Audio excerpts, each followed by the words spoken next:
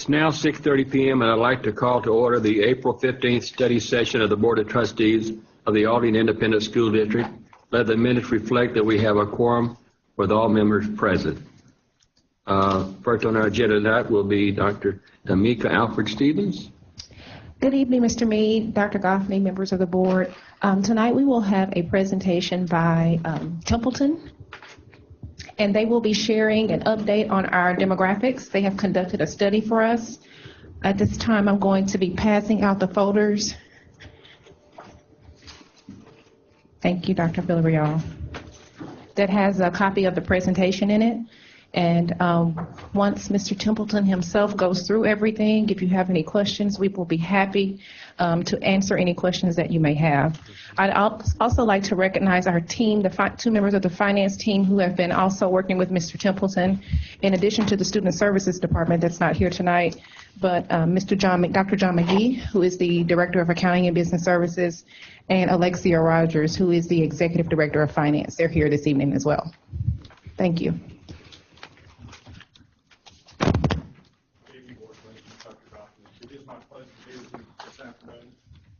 I'm with Templeton Demographics. My name is Bob Templeton. We are a demographic. Wait, hold on just a minute. There we go. Great. We specialize in working with school districts. We have several clients that we work with in the greater Houston area. For several years, we worked with Spring ISD, Clear Creek ISD, Spring Branch, many school districts throughout the state, and several in the Houston area. Tonight, I will touch briefly on the overall Houston economy. I'll spend a little bit of time talking about the housing market and then what we're seeing from the new influences of charter schools, how they are impacting enrollment growth, and then I'll finish by looking at the enrollment projections. We are very fortunate in the Houston area. In fact, Houston has become the #1 city in the country for job growth. So our annual job growth rate is right at 3.7%, which represents about 118,000 jobs during the last 12 months ending in February. It is the return of the energy industry, so oil jobs, energy jobs have caused the jobs to return back up. So Houston is the #1 city in the country for job growth right now. The unemployment rates are very low. These are 40-year unemployment rates.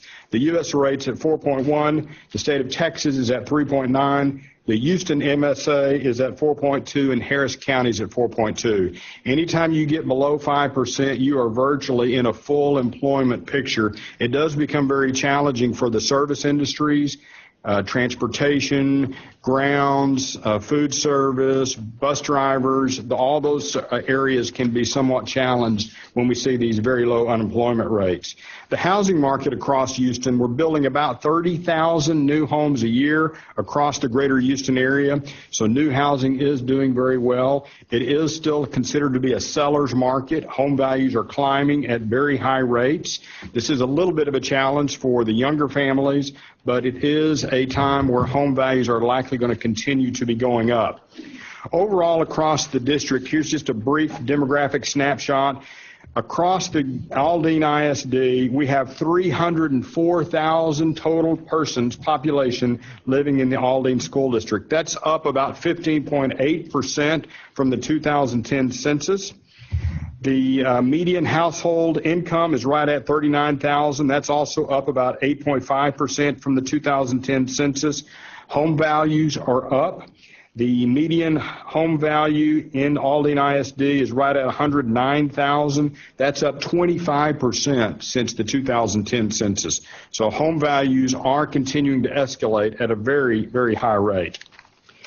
We did take a very detailed look at your housing activity. This graph is a graph of existing home sales, new home sales, foreclosures, and real estate owned sales.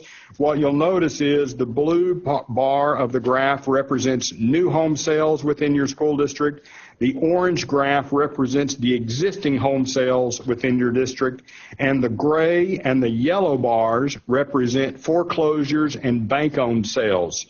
And what you'll notice is back in 2010, roughly about 50% of your home sales were distressed property sales, which were foreclosures and bank-owned sales. That's problematic for home values. When you have that many foreclosures and bank-owned sales, it can have a depressing impact on home values. And what you'll notice is in 2018, those foreclosures and bank-owned sales have virtually gone away. And so it is a very healthy period for the home market. And so we're seeing existing home values as well as new home values rising across your district. Here's a graph of those home values. Back in 2010, the average new home price was $118,000, and in 2018, it's up over $200,000 for a new home. The existing home value price, sales price, has gone from $97,000 in 2010 to about $154,000 in 2018. So we have seen very healthy increases for new homes, have gone up about 70%, and the existing home prices have gone up about 58%. Aldine right now is ranked 14th in the greater Houston Metroplex based on annual closings. So if we compared Aldine to all the school districts in the Houston Metroplex, you're 14th. You're building about 531 new homes a year. You have 809 vacant developed lots that are on the ground ready for builders to build on today. You have 1,456 futures. Futures are some preliminarily platted new developments. There are also some existing developments that have future phases.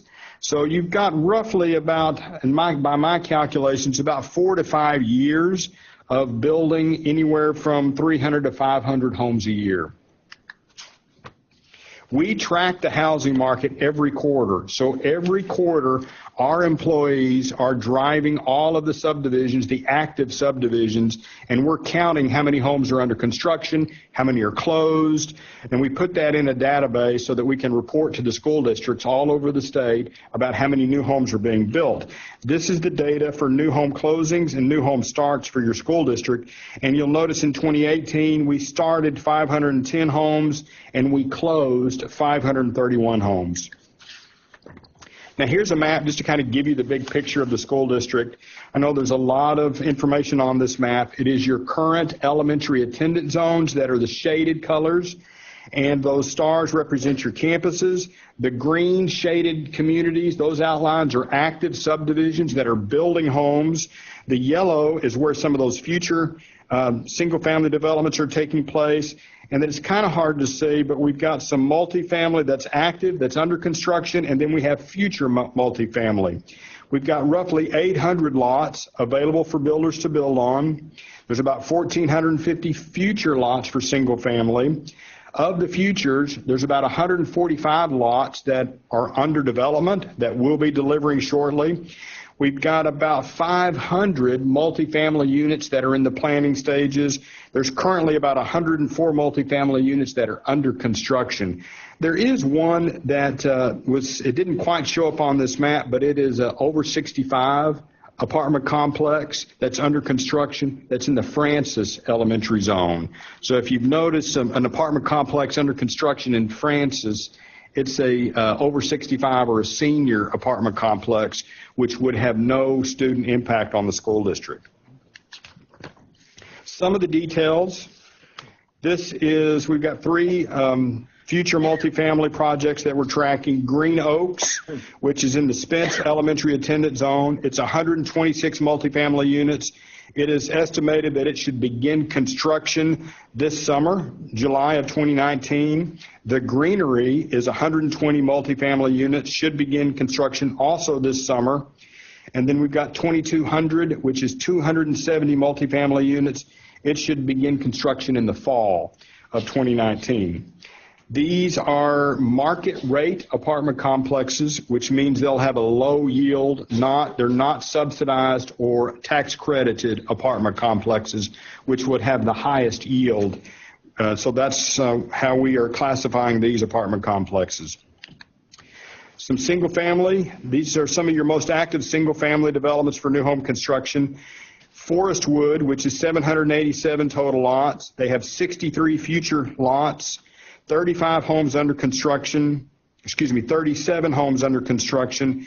They built 62 homes in 2018. That price range is from $168,000 to $205,000. The current yield of students per house is 0.807 students per house, and that's a pretty high yield.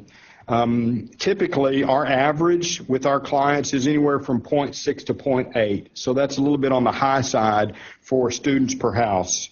We do that by geocoding the students and comparing the students to the number of occupied homes. Westview Landing is 450 total lots. There were 38 homes under construction during the fourth quarter when we did the survey. They're building about 150 homes a year. That yield in Westview Landing is 0.335.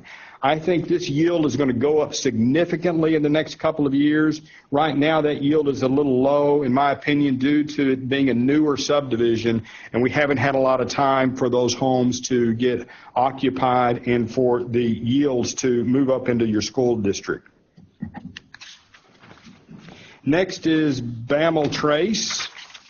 Bammel Trace is 414 total lots. They're building about 40 to 50 homes a year. That price range is $170,000 to $190,000. The present yield in Bammel Trace is 0.354. I also expect that yield to go up over the next couple of years. Next, we've got Enclave at Lone Oak, 438 future homes. The subdivision is currently on hold for at least 6 months due to obstacles with planning. So the developer anticipates adding more sections in the future after the 438 lots are developed. So there may be some preliminary platting challenges that they're going through with the city that's causing that to be delayed. Cypress Wood Point, 698 total lots, 5 homes under construction, building about 25 to 35 homes a year. That price range is $205,000 to $270,000. The student yield is 0.667 students per house. Foxwood, 1,802 total lots, 13 homes under construction. We estimate that they'll build about 75 homes a year. The yield in this neighborhood is 0.368 students per house. Imperial Trace, 699 total lots, 10 homes under construction, building about 50 homes a year. The yield in this neighborhood is 0.824 students per house. Remington Creek Ranch, 366 total lots, about 50 homes a year is what we anticipate that they'll build. They'll be delivering 20 additional lots in Section 6 within the next month. That price range is $170,000 to $215,000. The yield in Remington Creek Ranch is 0.685. And Remington Creek is Aldine ISD, right? Yes. It is in the Parker Elementary Attendance Zone. Now, that was just the highlights of the housing activity. One of the things that we are tracking very closely now is the charter impact, and I've got a couple of slides where I'm going to talk about the charter impact. This is from the TEA report, transfer report, and we have created a table that goes back to 2013. The top part of that table is reporting your transfers into the school district. So these students reside outside the district and they are transferring into Aldine. And you'll notice back in 2013, you had 701 students that were transferring into the district. And in 2018, this past October, you had 664. So there's been a change of about 37 less students that are transferring into your school district than what were transferring in back in 2013. A majority of these are coming from Houston ISD and from Spring ISD. So those are your two school districts where you're seeing the most students transfer into Aldine ISD. That bottom table represents the students that live within Aldine ISD that are transferring out to either surrounding school districts or to charter schools. That's not the complete list. That complete list is 2 to 3 pages, but there are, a dozen or more that have such a small number of students that we wanted to show you where a majority of the students are transferring out to. Now, what you'll notice, back in 2013, you were transferring out about 3,226, and this past October, you're transferring out about 4,449. So we've seen an increase in the transferring out of about 1,223. This is not a problem that is solely with Aldine ISD. This is happening at a majority of the school districts that we work with, and it's the result of the charter impact. So the surge in charter activity, a majority of the increases in transferring out is to charters. And it's now a factor that our team calls charters, emails charters to get their information, but unfortunately, that information is they're not very transparent in sharing their expansion plans with us. TEA is also not very helpful, in my opinion, of sharing that information. And so, but it is something that your school district it's going to be a growing problem. Charters are expanding at significant rates. IDEA, Yes Prep, the list is just continuing to grow. And so I just point that out is that this is not an Aldine specific issue. This is a statewide issue that is affecting a majority of the school districts that are in the major city areas. Now, one of the other pieces of information that was, now this was somewhat unique to Houston area. We wanted to take a look at what we call newcomers and leavers.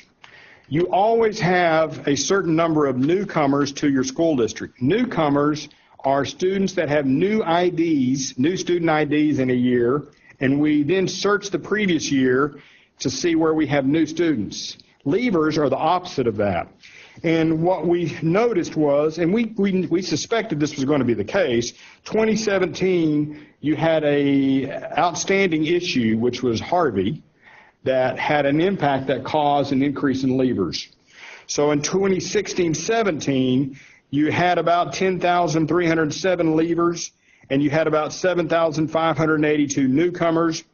But then in 2017, your leavers jumped up to 11,037, and your newcomers dropped to 6,865. So there was a huge difference between newcomers and leavers in those years between 16 and 18, which we attribute a majority of that to the Harvey impact.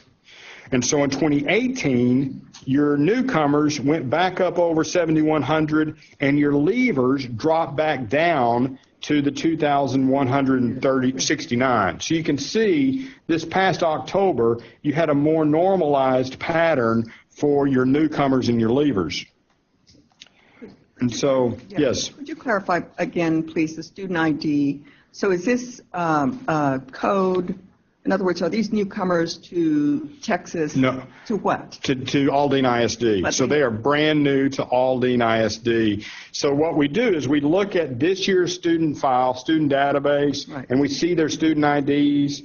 We compare it to last year's student IDs, and we're looking for new student IDs that weren't in the file last year. To Aldine. To Aldine. Okay. Now, here's your map of charters, and there again, we've mapped the charter schools so that you can see their impact in and around your school district. And we've got 7 charters that are located within the boundaries or right on the boundary of Aldine ISD. Those are the approximate enrollments, because we have to get that from calling those charters to get them to give us the enrollment. We found 7 within, and those are the approximate enrollments, but you also have a host of charters all around your school district. There's a large number in Spring ISD, a large number in Cypress Fair, and in Houston ISD. And so the charters are continuing to pull more and more kids from the public school districts in the greater Houston area. Now, one of the other pieces of information that we look at to help us with the enrollment projections is the birth rate data. So there again, here's what we do with the birth rate data. We look at the birth data, and then we compare it to the kindergarten class 5 years later. So we looked at the 2006 birth records for the district. We had 5,721 district births within Aldine ISD. We compared that to the 2011 kindergarten class of 5,379 to give us a ratio or a share of births to kindergarten.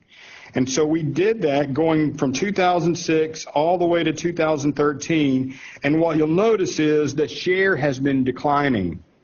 So the share back in 2011 and 12 and 13 was over 90%. And then starting in 2017, the share dropped to 0.857.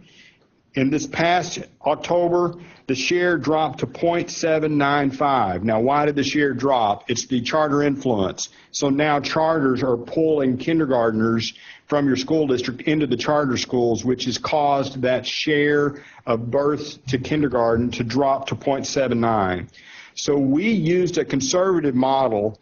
We used 0.79 as the share going forward.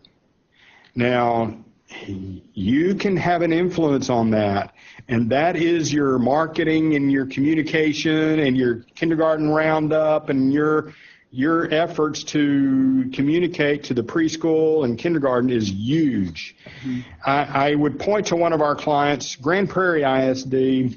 3 years ago, we had a very similar forecast, and they were in the beginnings of their battles with the charters. They now have a huge marketing program, and they have flyers and kindergarten fairs, and they do a host of work to communicate. And they are seeing some gains in that share. Mm-hmm. And so I just want to mention that it's a new world. It's a new day for public school districts. And we now have to, I hate to toot our own horn, pat ourselves on the back, and we've got to really get the message out so that we can communicate to our parents that the real value still is the public school district. Amen. Here's a look at the projections. This is the grade level projections for the next 10 years, and you'll notice that this past October, these are the gold bar, the gold line represents the October enrollment. We had 66,853, so we had an enrollment decline of about 423 students. The yellow box is the largest grade for that year. The green box is the second largest grade. So what you'll notice is this year's fourth grade class has been the largest class for the last 4 years. So I point that out because it is like a bubble. There is a bubble that is going through your school district, and because it's in fourth grade right now, and when we look at your kindergarten enrollment, your kindergarten enrollment this past October was the lowest that it has been in the last 5 years. So that's going to create some elementary decline in enrollment simply because of the advancing of those larger grades at fourth and fifth. So when we get to the campus level projections and you see your elementary numbers declining, it's because of that wave, that bubble that is moving through. Now, transversely, it's going to have a positive impact on your middle school. So your middle school, junior high, is going to see a surge in the short term because we've got a large class that is going to work their way up into your middle school grades. In the next 5 years, we are showing that your enrollment could decline by about 1,992 students. There again, we're taking a somewhat conservative approach. I have been yelled at more from school districts when we over forecast, and it's typically the revenue folks that are mad at me when the revenue comes in so short. So I want to be encouraging to you in that you can have an influence on these projections. How do you have the influence? It's through your creative programming and I think these are things that you're already doing. When I looked at your facility plan for this year, I see academies, I see some choice that you're creating, because many of our clients, for the longest time, they did business as usual. And when these districts that did business as usual, the charters snuck up on them and created choice, and so the parents responded to that.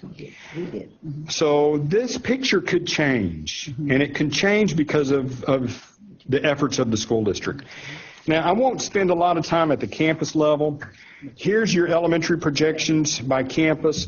One thing that was challenging for us for this first work for us to do with your school district, this was the first year for your new configuration. So I really didn't have a lot of history to look at how your attending patterns are going to change because of your new grade configuration, your new attendance zones, and the changes that you went through this year. It takes a couple of years for those attending patterns to kind of get settled into place. But here's what it looks like at the elementary campus level. You still have some elementaries that are very large, and you have some that are a little smaller.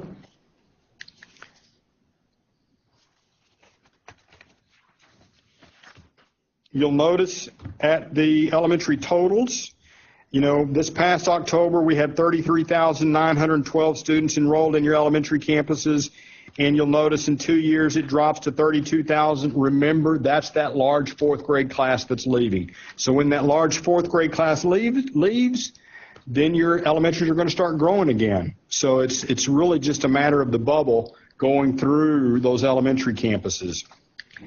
At the secondary level, you'll notice in 2020, your middle schools grow by about 256. There again, that's the year that fourth grade class hits your middle schools.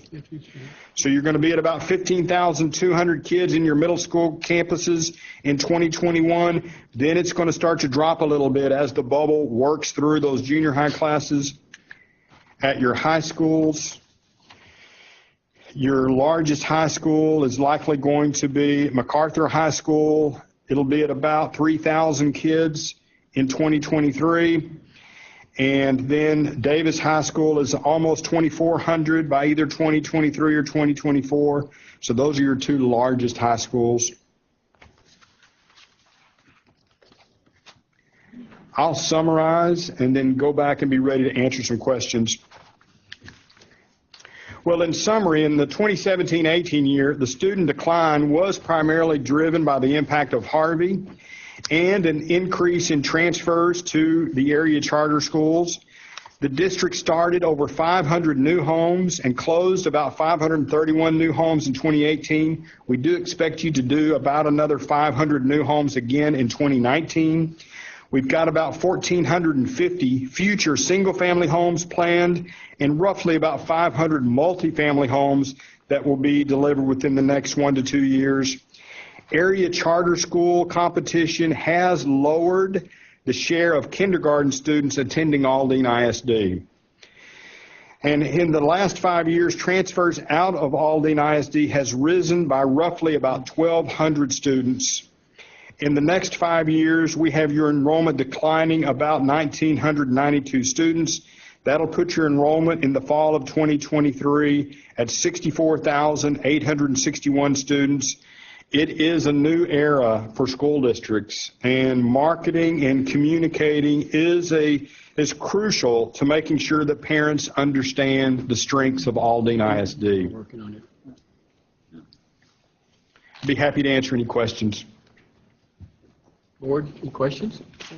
Yes. In the projections that you had in the last couple of slides, did you include not just the bubble that you described moving forward in terms of existing enrollment and moving those forward? Did you also include in some of those locations the projected growth that you depicted in the new home construction and all of those? What were the factors that you used in the enrollment projections? Great question. So our methodology in doing our enrollment projections, it is very complex, but we literally start with each elementary zone. So our research team looks at that elementary zone. We look at the cohort patterns, the historical patterns within those zones. And then we look at new housing for single family and multifamily. And then we build that projections based on the future single family and multifamily and the cohort patterns. We do that for every elementary campus.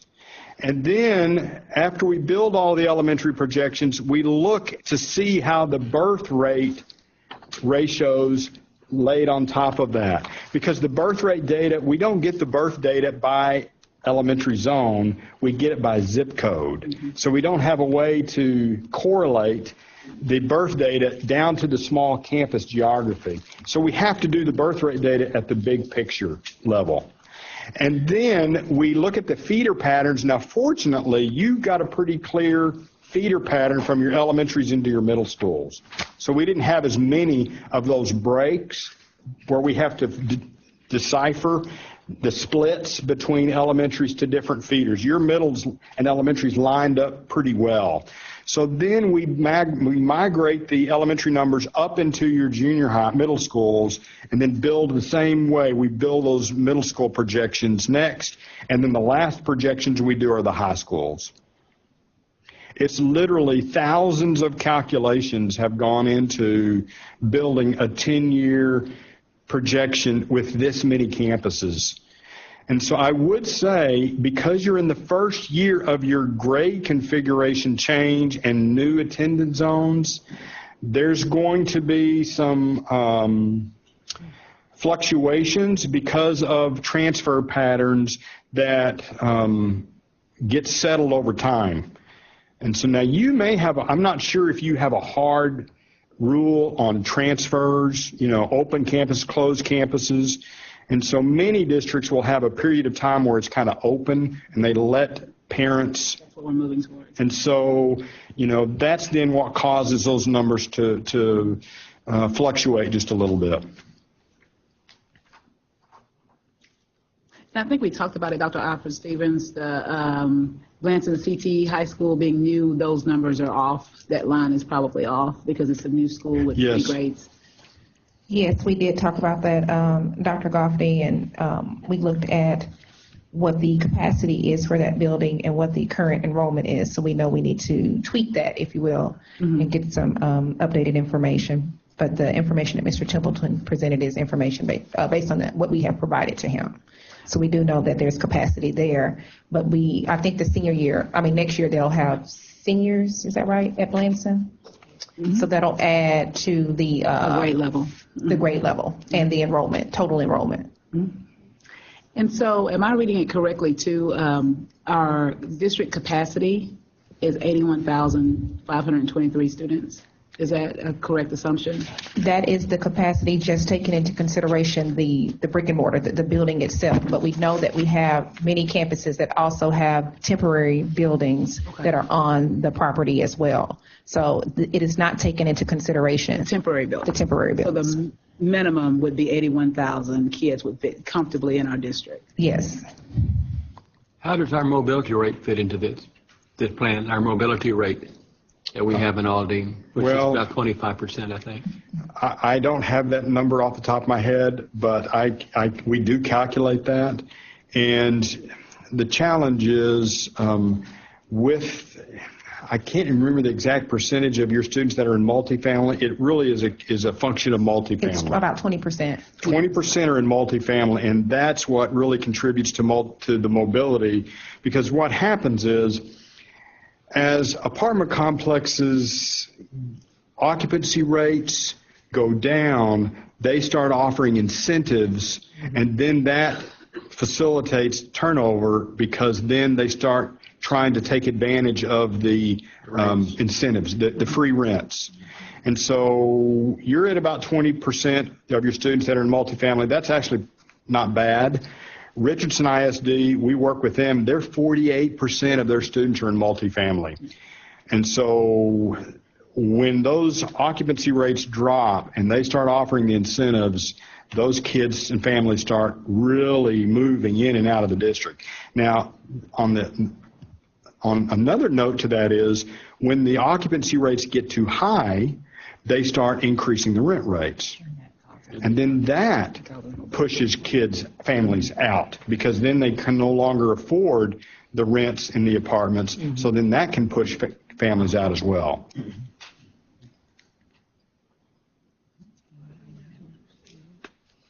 Are there any additional questions? Board, any other questions? Well, the only question, and I think we've all anticipated this at some point in time, about marketing and moving in it. Are there any efforts that are underway for marketing? Absolutely. We continue to work on marketing as well as improving our elementary schools so that students won't leave, and then evaluating our transfer policy. Because I think you alluded to, and you didn't go into a lot of details, but Grand Prairie, one of the things they did was they had a very strategic transfer policy. If you'll notice, the number, it was over 4,000 who were transferring out and about 600 or so transferring in. So it, what she did was she focused on having 4,000 transferring in to kind of make it a net neutral. And so with all of those different things, I think we're going to be, we're not going to be hit as hard. I'm kind of excited. For the first time, we're going to have kindergarten enrollment, common kindergarten enrollment in April. This is the second year for us to do a pre-K common enrollment with a partnership with Good Reason Houston, and you can see our pre-K numbers are up. And so I think we're doing a lot of little things well, and then the whole package is going to help us to make everyone aware of the different choices that they have in Aldine, so they won't take advantage of other choices outside of Aldine. And it's some little things like greatschools.com, encouraging the principals need to encourage their parents to fill out reviews on the greatschools.com website. So it's not enough. It is important for the school district to brag, but we also need for parents to be bragging. And because when parents go to greatschools.com and they're searching for those schools, and when they see 5 or 6 parent reviews that are, wow, we love, our school, my second grader had a great experience, and those are the things that really can get parents' attention too. Well, most of us don't think to go on to greatschools.com and write a review. We have to encourage folks to do that. And so that can be very helpful, is getting those comments on those websites. Mr. Shanklin, actually, what I'd like to add is that you'll see, as what he mentioned about Grand Prairie, it's just not one piece. So those flyers are important, those billboards may be important, but it's really everything that has to happen. So he just mentioned your schools have to talk about how great they are. They also have to be visible in the community so people remember and know their name. So when they're thinking about, do I really want to leave my school community? It's about building network, building partnerships. So it sounds very simple, but those business partnership luncheons we had, the pastors luncheons we had, those things help people connect to us, and they do the marketing for us. So a parent or someone who's interested in the district, they see it and then they hear it from the people that they trust and know. So they'll know and talk about our kindergarten roundup for us. And so we're doing the work, but they're also doing the work for us. So we have to continue to do the small things as well as the larger things, and that's when we'll start seeing some increase. And I'd also like to add that we need to be responsive to the data. If you look at, if you go back a slide for me to page, go back one for me, if you will, right there. You see on the 1920 school year, the absolute change for elementary is 804. Go back to the slide right before that for me. So if you look at, go back one more. Okay, on this slide. So over in the far right column where it says total growth for the 1920 school year, it's saying that we're projected to be down 840 kids. Of those 840 kids, 804 are at the elementary level. So that's at the K through 5 level. So we've got to be responsive to the data and do something different in our elementary sector, because that's where we're losing our kids the fastest. So again, Mr. Templeton, thank you for taking the time to do this, and we'll have this ongoing conversations and partnership as we look at how we need to forecast our enrollment, because we know that that has a significant impact not only on revenue, but also on the programs and opportunities that we put in place to improve student outcomes. So we'll be following this data, and then, of course, most importantly, like I've already said, being responsive to the data. Well, it's good for us to see this data where we know where we're at and know where we want to go, and we got to decide how to get there. And Correct. with the new administration and so forth, I think we're already working on a lot of those plans already. Yes, sir. Okay. Yes, thank you. Thank you very much. Thank you. Thank you, sir.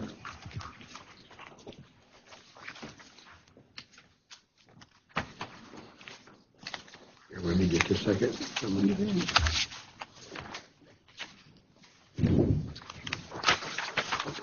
Dr. Arthur Stevens, are you going to go over this during your report? The additional, okay, great.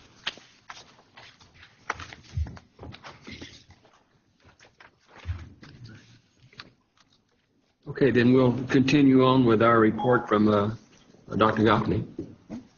Mr. President, Board of Trustees, we have several things on the superintendent's update, and they're exciting. We've added a monthly report for Rose Avalos, and we appreciate Dr. Davis for taking the lead as we are rolling out our first P-TECH school. We have a lot of exciting things going on, and so we're going to ask that she gives us an update. Yes, ma'am. Good evening, Mr. Meade, board members, Dr. Goffney, Dr. Chopra, executive leadership team, and guests. We have about 93 commitment letters. Students have about 1 week left to commit, and then we can go to our waiting list of about 168 students. We can add to the presentation that was just made. We have a few students who attend charter schools who are choosing to come to the P-TECH. So that's exciting news.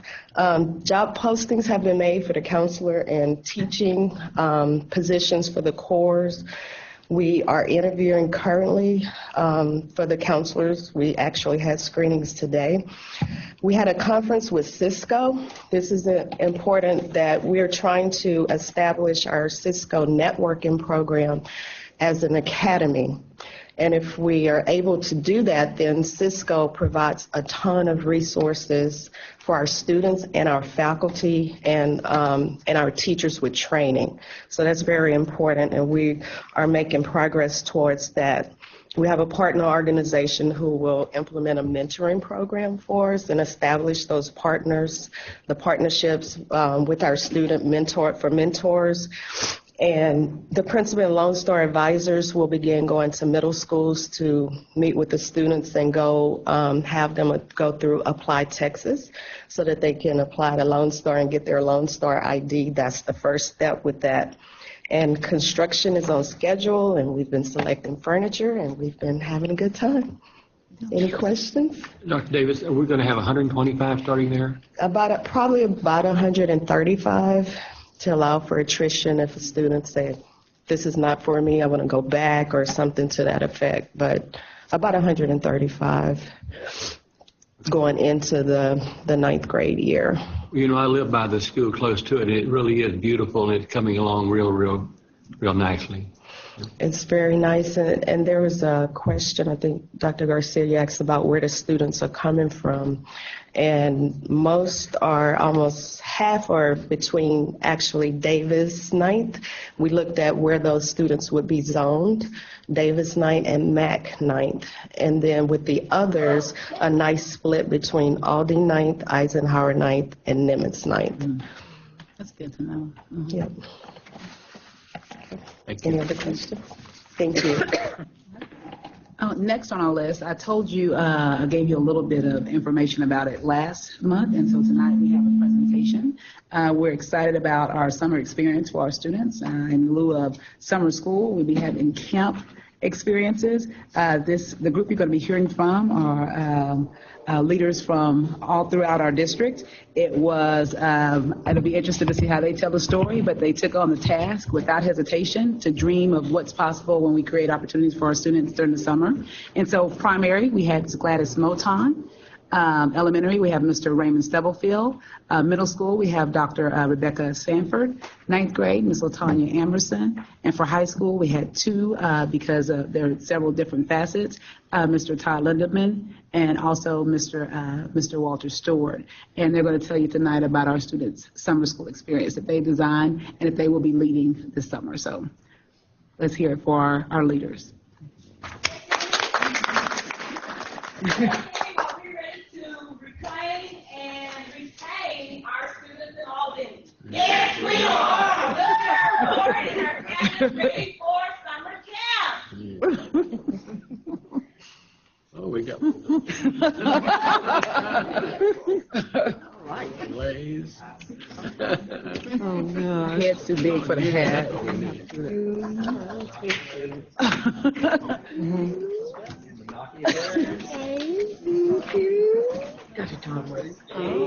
Oh, awesome. Hey, partner.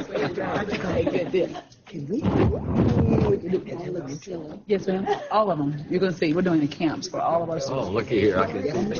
Elementary, middle. Man, look at those great people there. Oh, great. Thank you. Thank you. Thank you. Oh, sweet. Yeah. Oh, thank you. Okay, good deal. Oh, yeah. Oh, yeah. I mean, that kind of fits. So. It is ready. This is all she wrote right here. She is ready. Who am I looking at? Yes, matching, huh? I don't match. Look at me. Look at me. Uh-huh. Good ball. Okay. Mr. Chamberlain, where did you get those shades from? I got them backwards. Gave me the shade. Oh, gotta have some shade. It does. Gotta have some shade, Paul. Not be outdone by Paul. Yeah. Coffee? Yeah, you're big baby. Yeah. Yeah. I don't think you need that one on, Mr. Chamberlain. Let's take it away. You do it too much. Look at Rose. We're not letting you come to the camp. You are not coming to the camp. You look like she's in Las Vegas. You look good. You look good. Let me take this. Oh. Oh.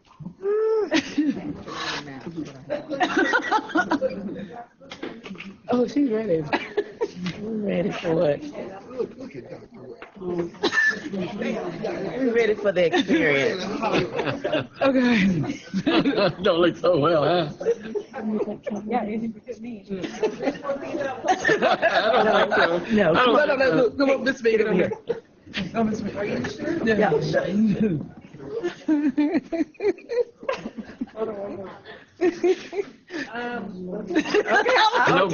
this is it. Selena, look. Look at this. No. Where your glasses, Selena? No. Where's Selena's glasses? Yeah. No. Here.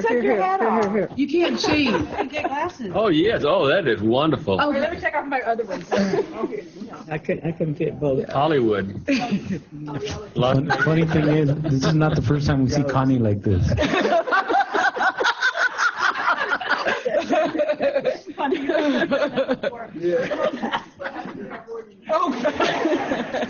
And action. Look, I put this in my mouth here.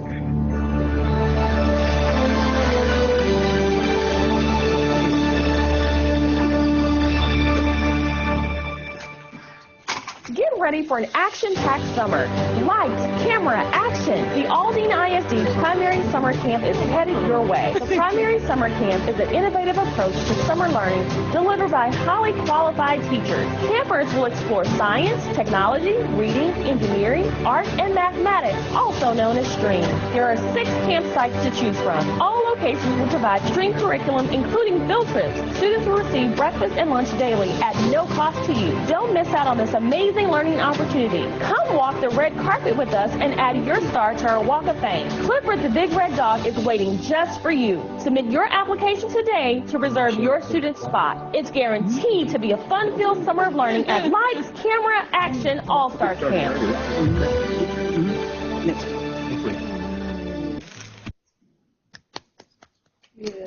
Good idea.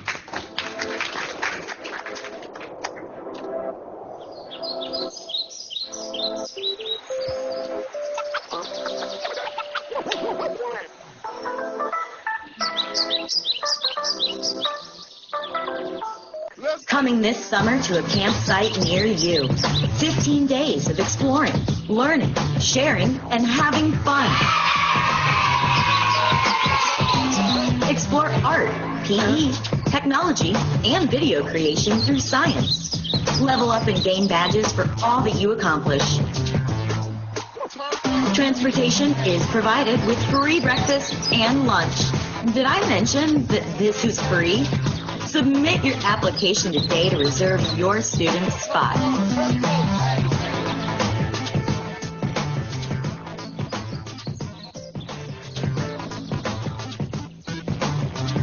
So that was the elementary camp. And the first one was the primary camp. And this one is now the middle school camp.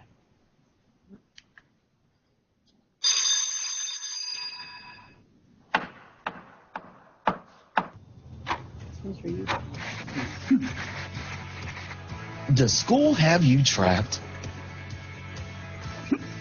Let's escape with Aldine Summer Camp. Summer Escape is your chance for action. Use your skills in gaming, video creation, sports, blogging, robotics, historical theater, and roller coaster design.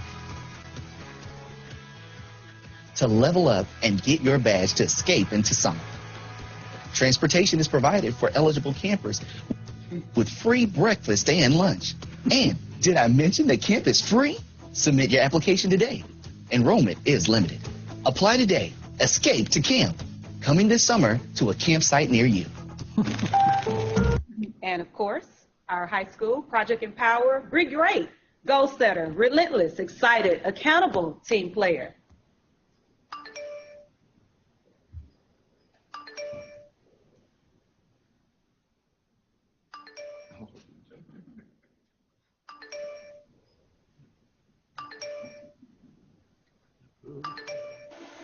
Are you sitting around texting your friends looking for something to do? Well, why don't you head over to your closest Aldine ISD summer camp? All classes will be hands-on, project-based, and applicable to the real world. Morning classes will be offered for credit hours, EOC prep, and even include college campus visits. Afternoon classes will consist of art, 3D printing, basketball, martial arts, makerspace, chess, fitness, and much, much more. Experiences may vary. Did I mention transportation and lunch are free? Apply today. Spots are limited.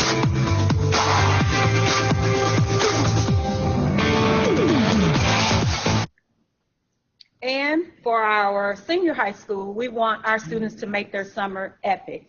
They have an opportunity for EOC, post-secondary readiness, as well as initial credit and credit recovery. Students will have an epic summer with learning opportunities to engage and enrich. Through EOC intervention, specialized learning camps, earning initial credit, and the ability to recover credit, students will have a wide array of inroads to success.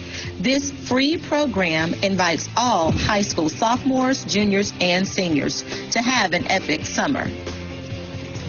Each high school campus will provide an 11-day EOC intervention blitz for students who need to retake the Biology, English 1, English 2, Algebra 1, or U.S. History exams.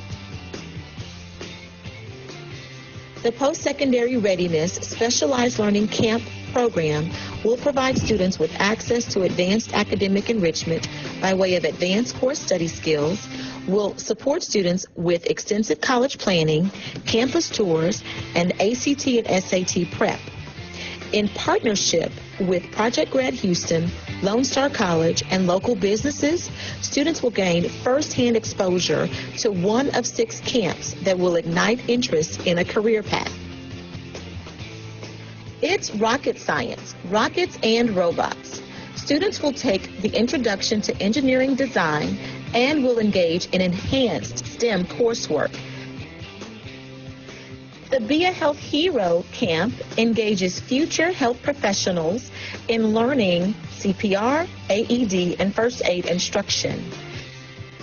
And the award goes to camp invites students in an intensive study of the arts in one of the following areas: songwriting, dance, musical theater, band, or choir. Eureka, the STEM Explorations Camp, will provide students with instruction in engineering, cybersecurity, and architecture to deepen their understanding of the skills necessary for success. Kaleidoscope, our visual arts camp, will engage students in the study of the visual arts, digital media, and technical theater. The Business Leadership Institute will introduce students to basic business practices. This program will encourage students to obtain their certification in financial literacy while starting their own food truck business. The Initial Credit Program is designed for Aldine ISD students who have earned appropriate high school credits, who are on target for on-time graduation, and have passed their EOC exams to take courses this summer. In addition, students who are newly enrolled in the Accelerated English Academy will have an opportunity to earn credit in integrated physics and chemistry and world geography. The Credit Recovery Program is a strategy to provide a pathway for high school students who have a history of course failure, in an effort to help them avoid falling further behind in school. Register today for one of these epic summer programs.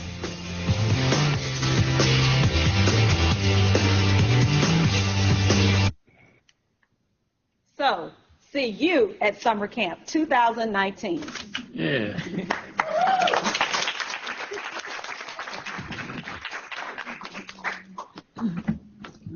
You have VIP status. So we will definitely entertain your questions about summer camp at this time. Have we already started sign-ups? Registration begins May 1st, and the window closes for primary through 8th grade May 9th, and then the high school window is May 15th through the 29th. Yeah, I have a question. Can you give me an example of how the initial credit versus the credit recovery will work? I mean, can they take one of these courses plus what they've got to recover, or it's all going to be in one? Mr. Stewart or Mr. Linderman? Initial credit will be all day.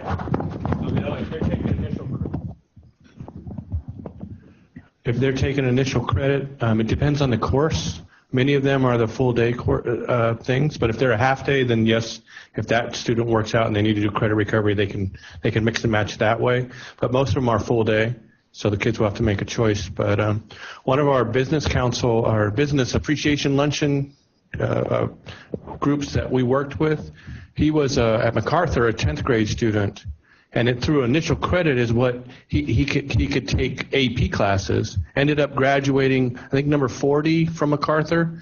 Ended up going to University of Houston on a scholarship, but it was only because he could take those summer classes to get ahead. So we're really trying to push kids to make good choices. What cost will it be to them?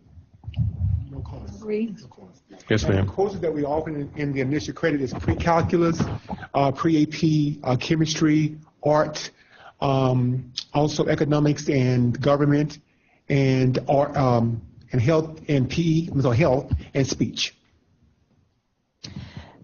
Good evening. At the 9th grade level, we're going to offer initial credit to those 9th grade students who were not able to fit PE or health into their schedules for the 9th grade year.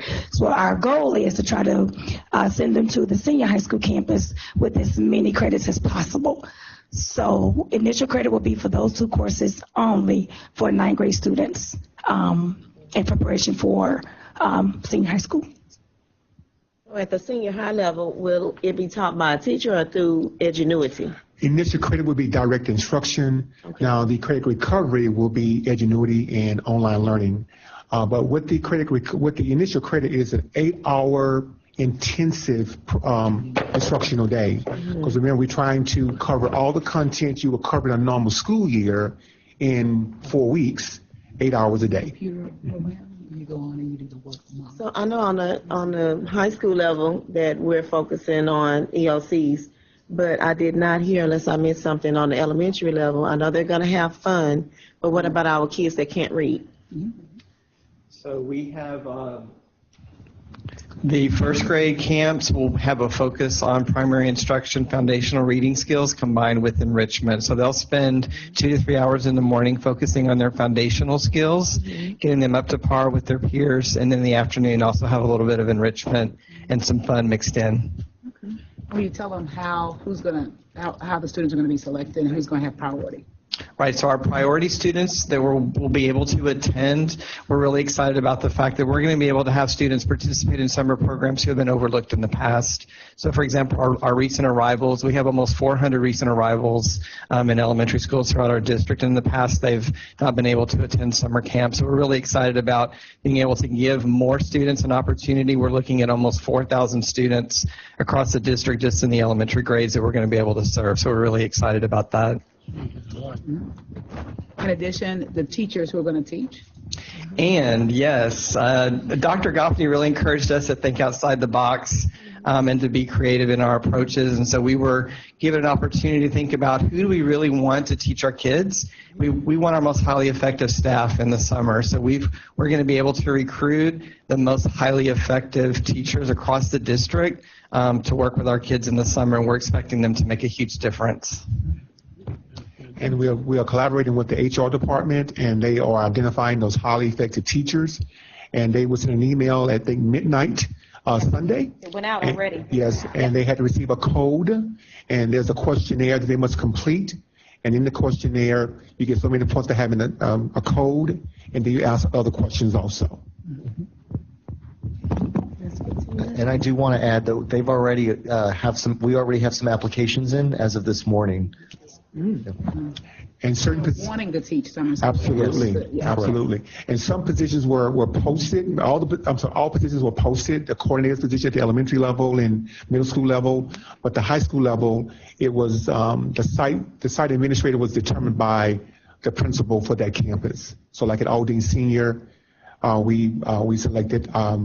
I selected one of my really upcoming administrators, Mr. McCurry, and each high school campus selected the site administrator.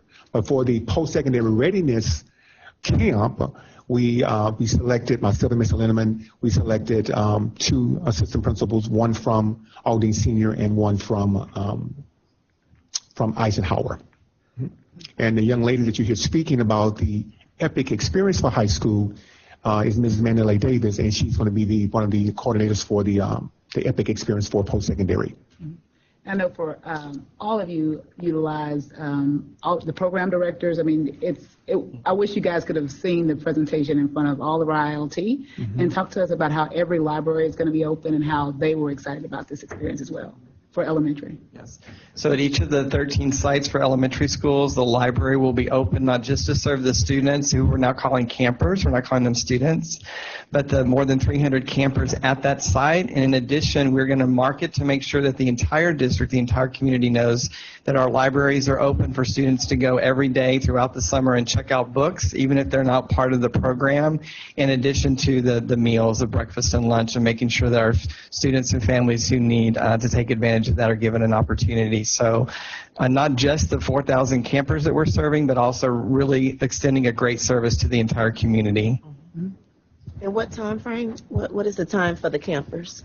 It's 12 days, and the time of the day is from 8 to 2 for elementary school. It's a 6-hour day for each program, I believe. Middle school is 8:30 to 2:30, so that the older brothers and sisters can see the younger siblings on the bus and also be there when they get home. And then the primary group is a 15-day program, and they have 2 sessions. And Ms. Moton, you want to speak to that? Absolutely. On the primary level, we are serving about 4,000 campers. We have 2 different sessions so that we can serve as many campers as we possibly can. We will also, on each of our campsites, serve our special language summer school students.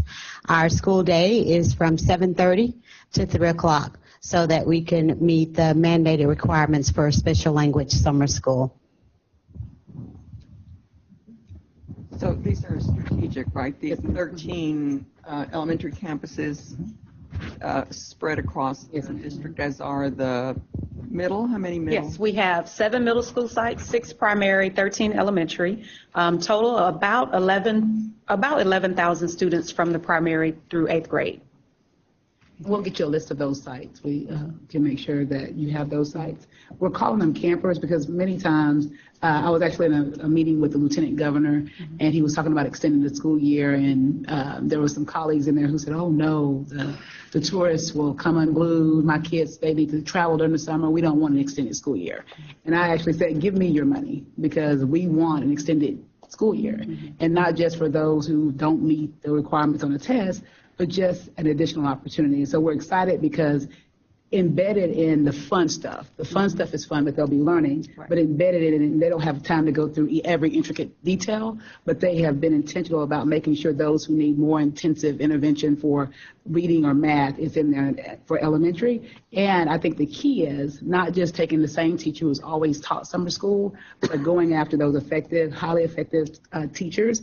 One thing that came out as we were looking at this is typically people are writing curriculum, so sometimes your best teachers are writing curriculum and they're going to choose to write curriculum over summer school. And so we wanted to be able to attract them. And so I think they've done a phenomenal job. It's summer school, but it's not our kids need to have the camp experience. So I think they've also embedded a field trip. In addition, kudos to Abel, who they're going to have a summer school camp shirt that he was able to raise sponsors. Sponsors immediately got on board because many times our kids they don't have the chance to go to, we take it for granted. You know, we send our kids to camps and go to the museums and do different things. And so our kids are going to have that opportunity. What we're excited about, and Tamika, if you could speak to this, because Ms. Connie had a good question. She said, this is all free. Who's paying for this? And so it's through title funds and special funds that it's designed. We're going to do what special revenue funds were designed to do. We just repurpose. Right. So as you know, title funds are supposed to enhance and upgrade, if you will, the basic instruction of our school district. So because these hardworking principals have come up with a very unique experience, of course we had discussions about the budget, but we were able to, I think, successfully work through those things. But we've always set aside Title I funds to support our summer initiatives. And so it's no different this year. We're going to be using special revenue funds to support this initiative as well.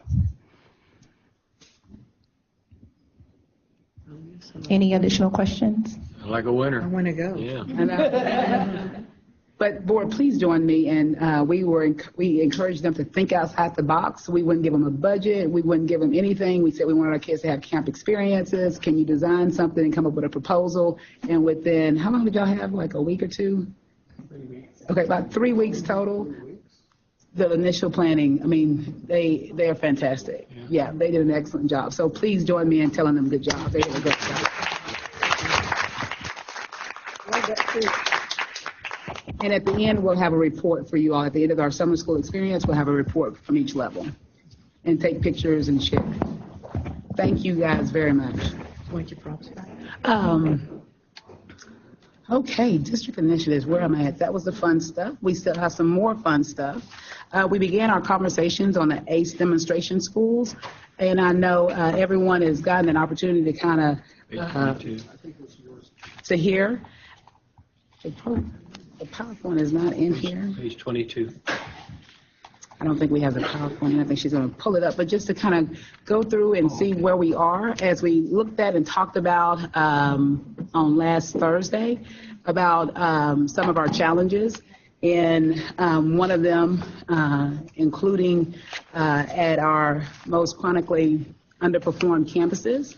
And we narrowed it down to 2 campuses. And for all intents and purposes, we'll discuss again Goodman Elementary, which is, TA rating is an F, as well as the fact that it's one of the most consecutively IR campuses in our district. Elementary campuses at IR, it would be IR3 if it wasn't for the Harvey provision. In addition, we were looking at some other information. If without Harvey, their performance was lower than Worsham, so they probably would have been comprehensive as well. And so we have an opportunity to do something bold there. And when we talked about Worsham, same thing. When you look at the it's been a decline for many years, and so it just become glaring as a IR for 1 year. But not only is it IR, it's a comprehensive school, and it's in the bottom 5% of all Texas schools that receive Title I funds, and it's also rated an F. And so we selected those two schools because of the inconsistent and the glaring the academic challenges that the campuses are facing in order to move forward. As we think about what we're doing for elementary in general, our solution was ACE demonstration schools. As we talked about, the most important thing are the 5 components, the 5 pillars, the 5 pieces of what makes an ACE model work. And that includes the effective principals and teachers, and not just effective, but also accomplished. And we're very proud that we have many exemplars in Aldine ISD, and we'll be celebrating them as well and inviting them to take advantage of this opportunity. You'll meet the 2 principals tomorrow night. In addition, instructional excellence, extended school day, social and emotional support, parent and community partnership. So all these different pillars make up what's the ACE model. What we know from the not only what's happened in other districts, but what's happening currently is the students will experience significant academic and social emotional growth. There is no question in every school that has implemented this ACE model, the student, staff, and family experience has been extremely positive, and so we're excited to be able to do something like that in Aldine. And as we talked about, the 2 in which there wasn't significant improvements, there was a story to talk about it, and there was some issues with one of the pillars. But that's why we're intentional about making sure that we are implementing it with fidelity.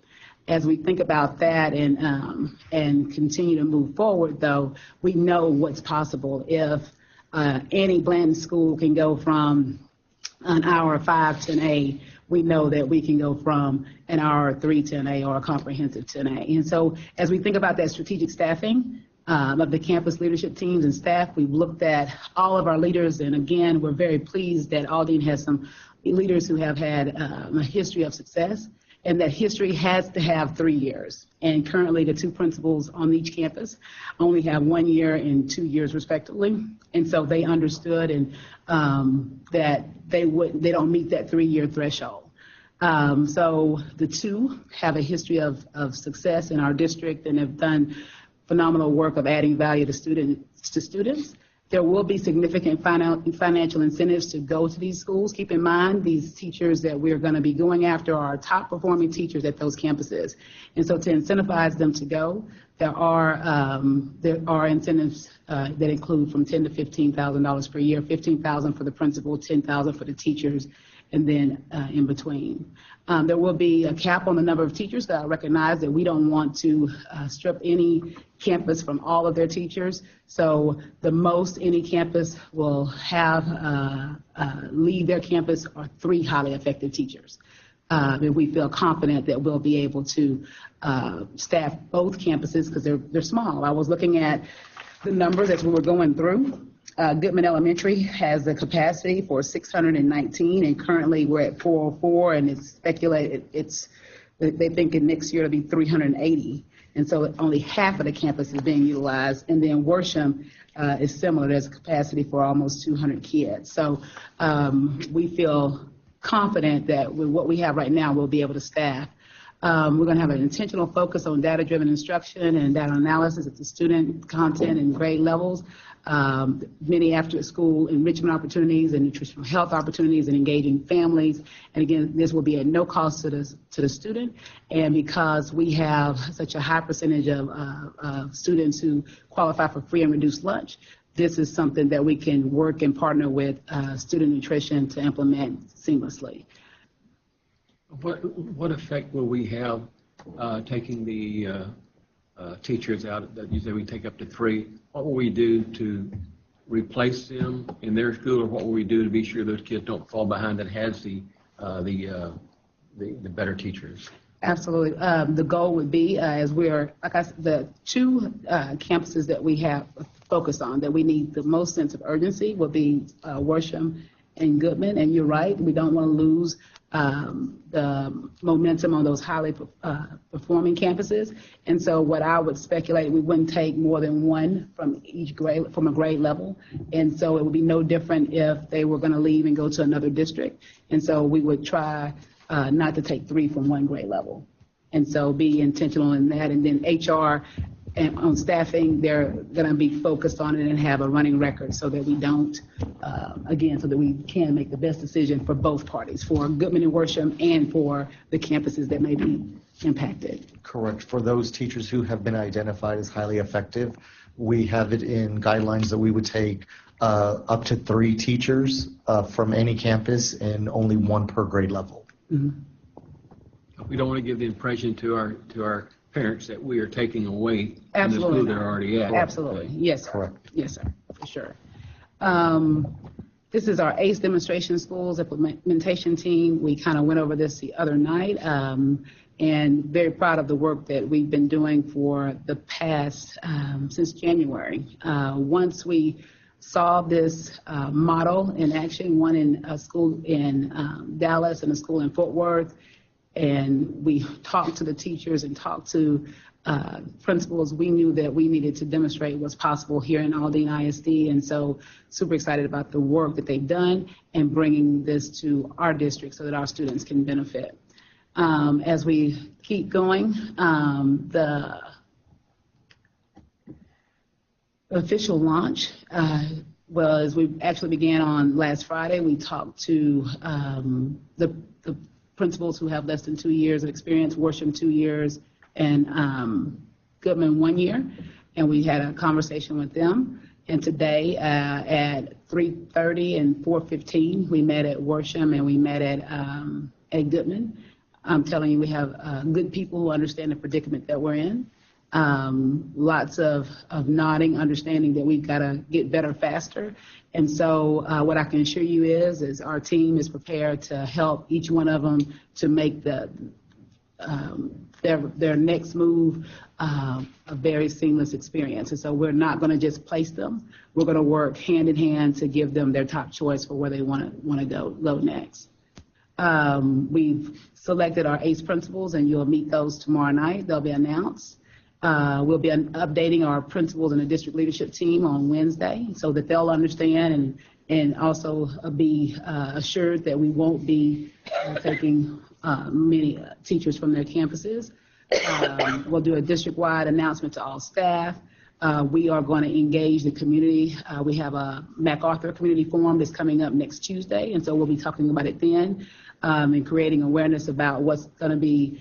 I'm still working with the name because we want the students who are in the zone to understand what they're getting, but we also want to attract those to come back either from charter schools or from other schools to be a part of this process, and that helps in enrollment and so on and so forth. So we're looking at how we can make that, because it's going to be Worsham Elementary, it's going to be Goodman Elementary, but it's an ACE demonstration campus or prep, because what we learned from those others is those students leave not just able to take a test, but they leave college and college ready.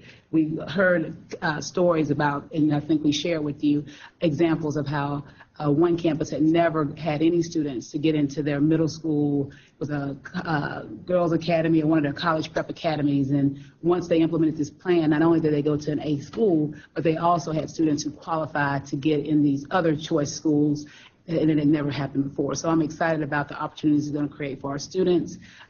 We have our top teacher celebration, and that's going to be exciting because although we only need about 60 teachers, we're going to be celebrating 146 teachers, and we have a list that could have extended to about 225. So we've identified our top 225 teachers in our district. In addition, as I stated, we are going to take good care of those who will not be at Goodman and Worsham next year. We're going to have a hiring fair and have all the elementary and primary principals there so that Goodman and Worsham teachers can go and meet them and kind of think about where they want to be, and then give them an opportunity to say and work with HR. We have also worked with, we're going to have an open house at both Gresham and Goodman, and we're also announcing it during our community forum. So we're very excited about this initiative, and we are confident that we should see double-digit gains this upcoming year, because not only are we going to be strategic in our selection of principals and staff, we're also going to be strategic in our professional support during the summer and throughout the year. I have one other question, Dr. Guthrie. When these principals that's going to be leaving the two schools that we're going to be starting, you said they would get like their choice of where they want to go. Does that mean they could take another principal spot that's already there, and then what will we do with that principal? Okay, so I'm sorry, I was probably unclear. So we've chosen two principals to lead the initiative, Goodman and Worsham. And so we'll be going to those campuses that are going to be impacted in losing their principals. We'll be going to see them tomorrow before our board meeting, and we're going to allow them to have the panel instead of just assigning another principal to that campus. For whoever is going to be their principal. We're going to make sure, because what we don't want to happen is to assign a principal and then they lose the success that they've had as well. And so, so those positions will be open, but the campus will have an opportunity to serve on the panel to choose their next leader. Okay. So, yes, sir. And I think what I can tell you is in the sentiment and from our campuses, everyone's all in for Aldine, and they want to see us improve throughout the district. And I think as long as they understand that this is all about the students, and it's not about, it's not personal, it's not about any one person or one thing, but solely about moving our district forward and improving student outcomes. I mean, as hard as it was, you could tell that people they understood that we're at a moment in time where we've got to improve student outcomes if we're going to continue to be that shining example that we've always been as Aldine ISD. Dr. Goffey, would you repeat or go over one more time the criteria used for the identification of these highly effective teachers? Because I know that whatever the number is, 5,000 teachers. The number a minute ago was 120 to 200 and something highly effective teachers. Okay. So there's always in the in programming, in other like programs, there's always been the question. The teacher groups are, are very skeptical about that, because you could have a cutoff point, whatever the measures are, whatever the factors are. You could have a cutoff point at whatever place for that identification. Yet you have people within a building who themselves question, well, why that one and not that one, because of their perception of effectiveness that doesn't necessarily match whatever the criteria is. So I think we need to be very, very clearly, I would like to clearly understand so that when there are questions from other effective teachers, what exactly this is. I know that there was a ranking, and I understand that, but I want to understand the other factors related to that ranking and not just that ranking itself. Okay, so the process was, and we used ERG to assist us in the process. So we sent teacher data for the past 3 years to ERG, both student assessment data, STAR data, and Iowa data, and then we also sent INVEST data, so Part A, Part B, and our SGP. They analyzed the data and sent us back a list of the top 30% of teachers across grade levels in 1 through 5. We took that data and we broke it down even further. We put their Part A from INVEST, their total, Part B from INVEST, their SGP total, and then from that, correct, from that top student growth percentile based on either STAR or Iowa data. So growth from year to year. So from that top 30% of teachers that ERG had initially identified, we further broke it down and we said, you have to be highly effective in 2 of the 3 components of INVEST. So either in Part A plus Part B, Part A plus Part C, at least 2 of the 3 components had to be highly effective. So you were still on our list. That took us down from the top 30% of teachers to approximately 240 teachers. We knew we only needed 60 teachers to staff both buildings. So our thought process was, let's do about double and a half to make sure we have a good pool of applicants, so that if some choose not to participate in the process, if we do a classroom observation and realize after the fact that maybe they're not the best fit, that we have a large enough pool. So in order to get that double and a half, we looked at the ERG data that they had sent us, and we went down, and by grade level and by subject, we broke it down by how much value you had added to students. Now, because the tests are different at grade levels and the subjects are different, what you'll see is different cut points per grade level and per subject. But we have that all written down, so if a teacher was to say, I'm a second grade teacher, and I want to know what cutoff point you used and what assessment you used, we can say, oh, you're a second grade ELA-R teacher, we used the Iowa assessment, and our cutoff score was 0.5 for you. Whereas a STAR teacher at 4th grade, our cutoff for math was a 5 based on the different assessments. But that took our number down from 240 to 146, and those 146 will be celebrated at our top teacher celebration. But we will also spend the next 3 or 4 days, and we have those outlined. We will go and do classroom observations in pairs. We've selected a team, and we're going to go out in pairs of 2, and we're going to do a classroom observation. So that'll be kind of another component we will use to determine highly effective, if you will. So I'd like to add, Ms. Rodriguez added they had to be at least highly effective in 2 of the 3 areas. In the 3rd area, if they weren't highly effective, they had to at least been effective. We didn't take anybody who was proficient or lower. So, okay. That's understandable. So the celebration is for the 100 and something or the 200 and something? 146. The 146. And why not the 200 and something? Why go with the lower number, not the higher number? All of them. We just felt that with the 146 that we'd be able to staff the schools with that amount of teachers. I guess the question isn't necessarily about the staffing. The question is more about the celebration of being a very good teacher. Yeah, because and the more that you celebrate, the lesser the opportunity for somebody that's within the 140 something and the 240 something to grumble or to say, yeah. So we thought about that. That's a very good question. But part of our top teacher celebration will be to inform the 146 individuals that are there of the process for applying for these positions. So we didn't want to have everyone there since they won't be, they haven't been invited to apply for those positions. But you understand? We do understand. The intent was really to narrow the pool so that we really were able to look at the top, the really top layer of applicants. I understand what you're saying, but the goal and the discussion at the time was really to narrow the pool. And part of the other reason for the question is that I know that everybody is aware of the questions that both the Texas PTA and other teacher groups have presented, and there's legislation proposed by some of these challenging the STAR results, the readability results.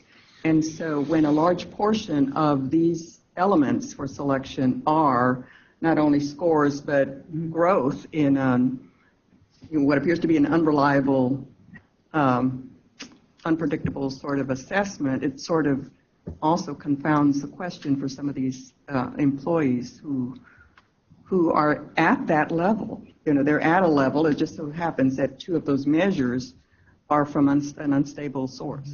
So even with the unstable source, the teachers will still be able. But given the same conditions, if given the same conditions, with the students at the same time, the same conditions, you're still able to measure the level of effectiveness. within a certain time frame. And so, and I learned this with the statistician when I was doing the invest. And so, as long as the conditions are constant, then you're still able to get to understand and learn something based on those conditions. And so you're still able to determine the level of effectiveness that a teacher is able to contribute to the students. And so as Dawn was sharing, we're really using some sort of triangulation, because you're using invest, you're validating it through an external entity, and then we're doing a form of observation. And through those three factors, we're able to draw a conclusion on the level of effectiveness for that small pool of people that we're going to pull into those settings to really springboard our initiative. So the observations that you're talking about, Dawn, are in addition to those already conducted through the INVEST system. Yeah. So the 146 teachers that were selected and have gone through the process as far as data analysis that we looked at, they will also be receiving an observation in the coming weeks for us to validate, again, observations that they've already had.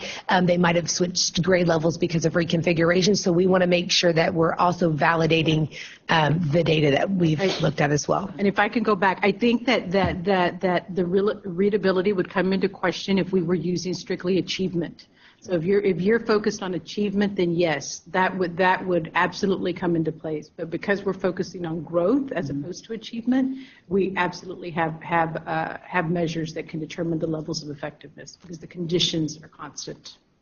Yeah, I know. I sort of follow what you're saying, but still there is that question. I'm just still struggling with this question of the smaller number. And I understand the reason. They're in your audience, and you'll go from, thank you so much for all the hard work you're doing, and here's an opportunity, and we want to share it with you because of your effectiveness. I understand all of that, and they're there. But at the same time, there is this question or this opportunity created within the system, within a campus, where one or two are identified, let's just say by campus. There's 60-something elementary campuses, and times two, you have two, on the average, maybe two or three at a campus to make up the 120-something.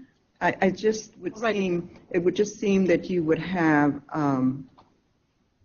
a broader buy-in, particularly because this, as we have discussed, is going to sort of be a pilot for a move for a future plan, a bigger plan from two to more, and to either disenfranchise or upset people because they're not in that loop or in that category when they really, prospectively are as effective, except for those measures or whatever the little numbers are that separate them out. I just wish that there was some way in which we could celebrate the broader number so that you're not prepping them as well for next year. Because you're obviously, as you go through the plan, you're going to need more than the 120 pool to get to next year's number, or the following year's number, and I just, you know how it works in a school. You are buddies, you're friends, you're collaborating with people, and all of a sudden it gets to be, why you, not me? And if you stop at 146, I get it. And so you have another one who's in the top 225, but she won't know it. Yes. Right. And they don't know it.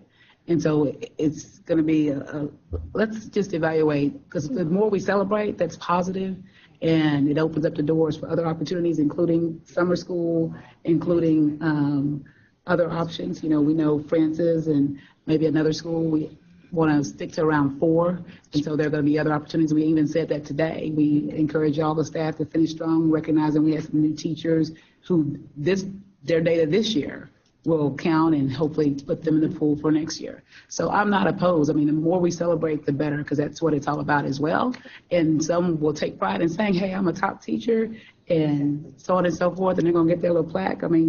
Mabel did it with her top 10 from each grade level. It just gives them something to celebrate. And I don't think it diminishes the process.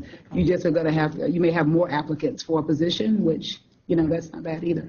Yeah, or some sort of layered, here's the big celebration from from 3 to 4, and the 120-something have received a special invitation to go to room such and such within that building at 4:30, and everybody else has departed at 4 or something. We'll figure that out. Yeah, I like that they'll celebrate Yeah, more. I mean, the greater the celebration of good work, I think the better. I think when we start to narrow it so tightly, particularly, as I said, because they don't have a great deal of confidence in how they're assessed in some cases.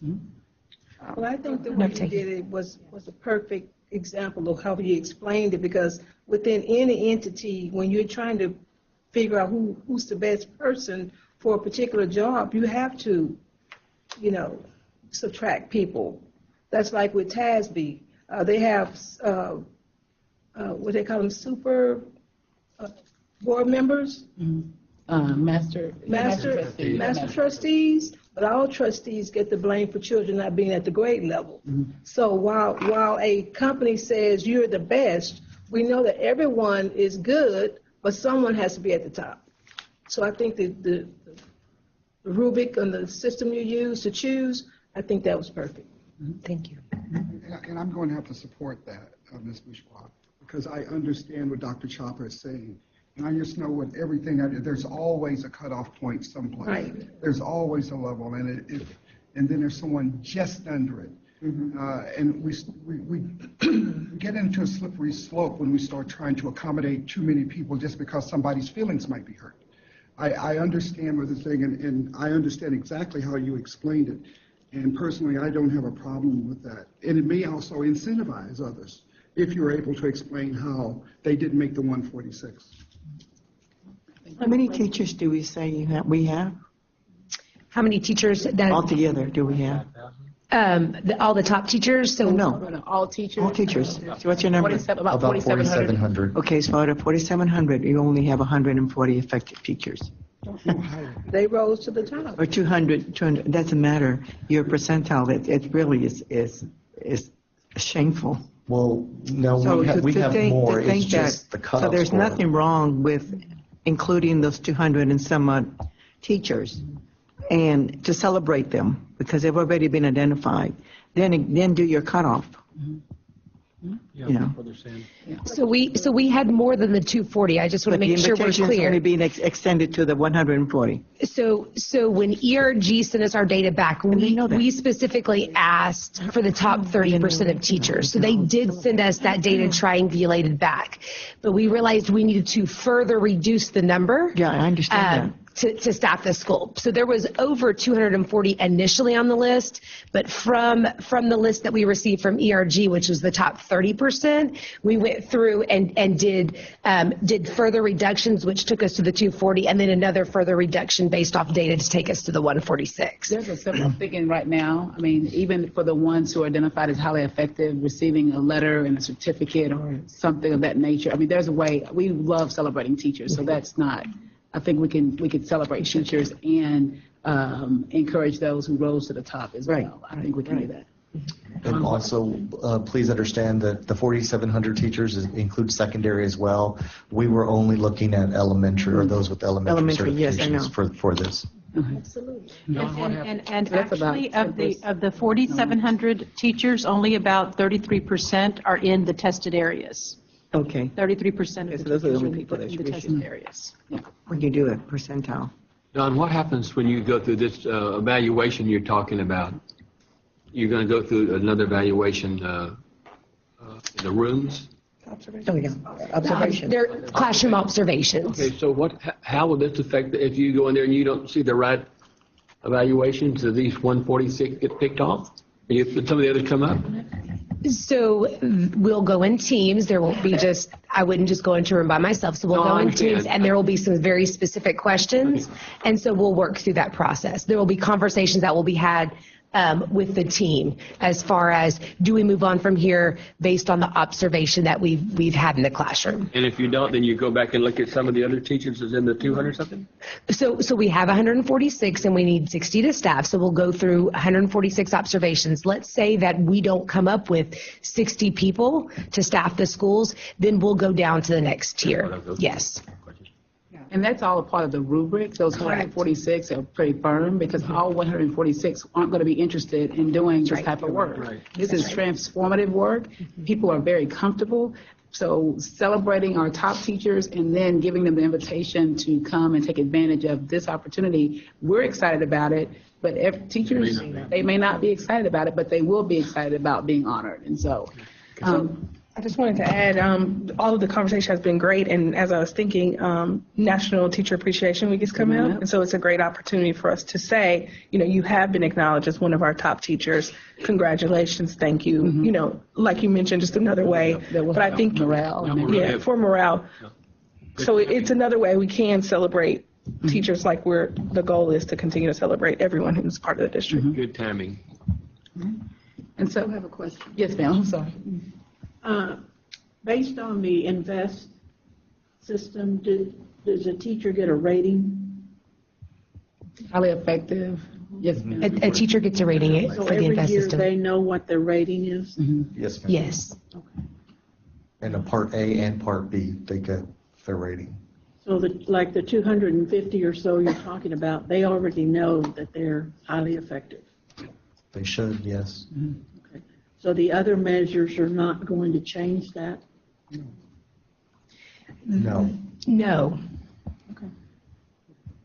So they are consistent. That's what you're asking, Ms. Davalos? Right. Yes, ma'am. Consistent, or whatever the thing is. ERG just validated INVEST, and we were excited to see that as well. They're compatible. The Yes, ma'am. results are compatible. Correct. That's variations. We were very pleased with that because we wanted to see, because we wanted, we actually. Yeah, that has a lot to do with how well it was. they're being observed. Yes, ma'am. The reliability's there. And so moving forward, as we stated, the purpose, you guys and our administrators and everyone, the ACE Demonstration in Schools Initiative is all about taking bold actions to dramatically improve student outcomes. Our ACE Demonstration Schools will allow us to show that it's possible for all students to succeed regardless of their background.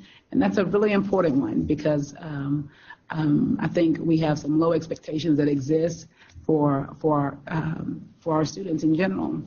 We believe that our most struggling students deserve to have our most talented educators.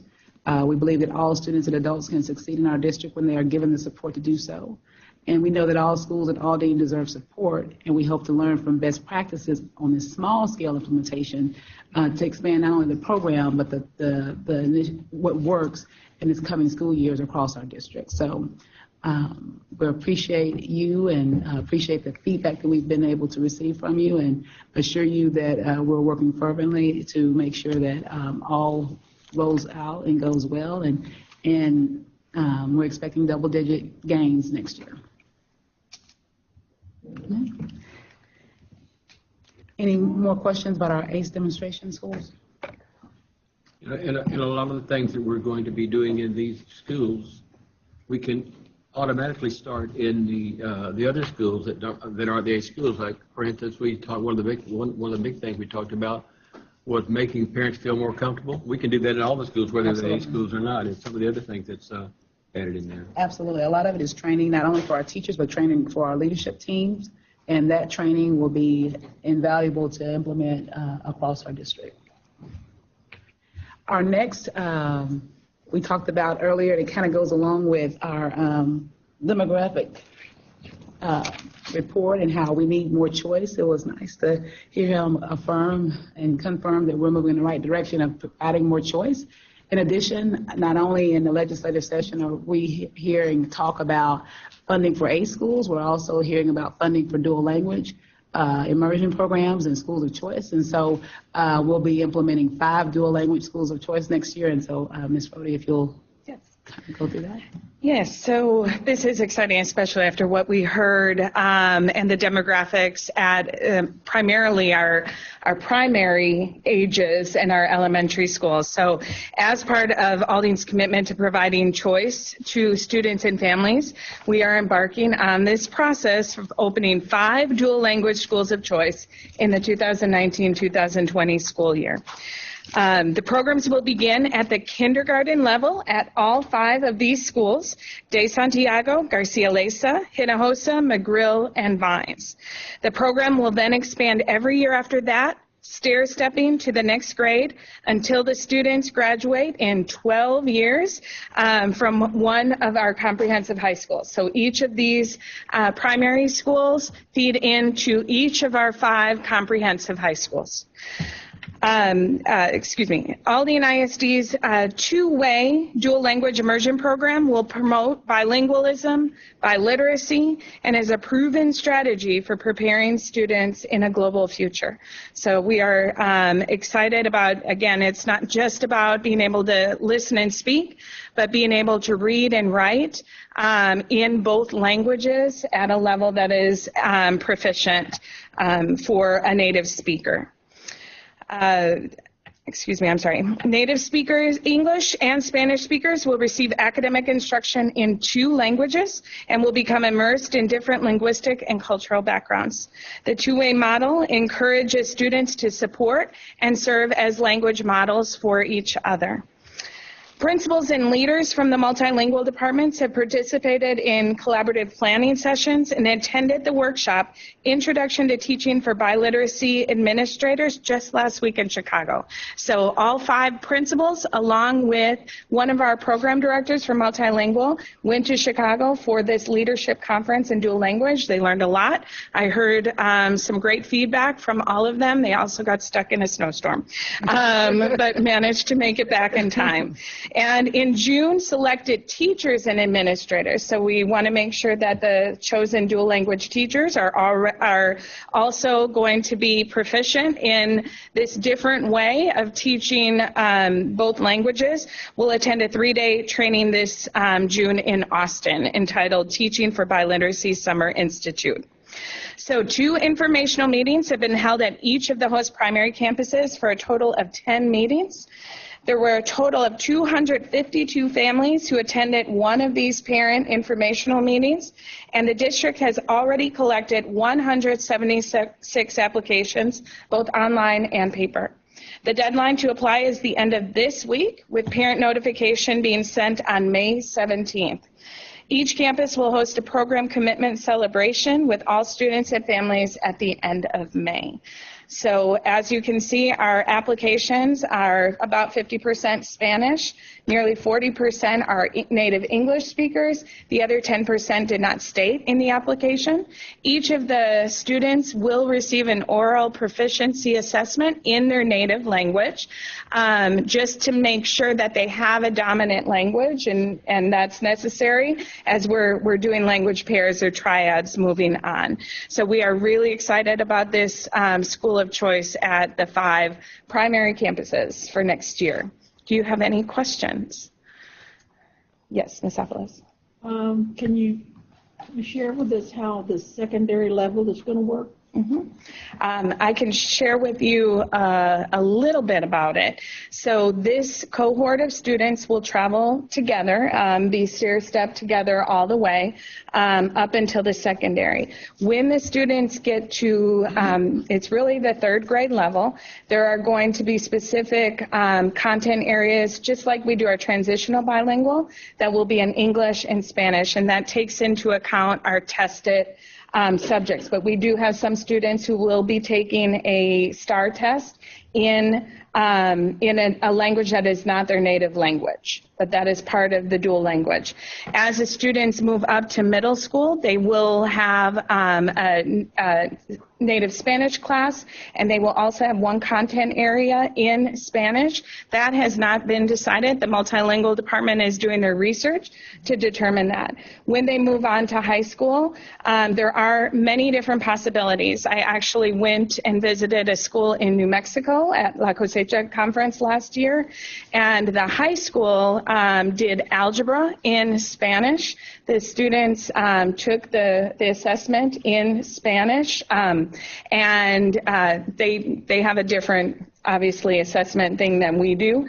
And all of the students who go through the dual language program at the secondary receive on their diploma a seal of biliteracy, which at this time is recognized by many four-year colleges as something that is very attractive for incoming applicants.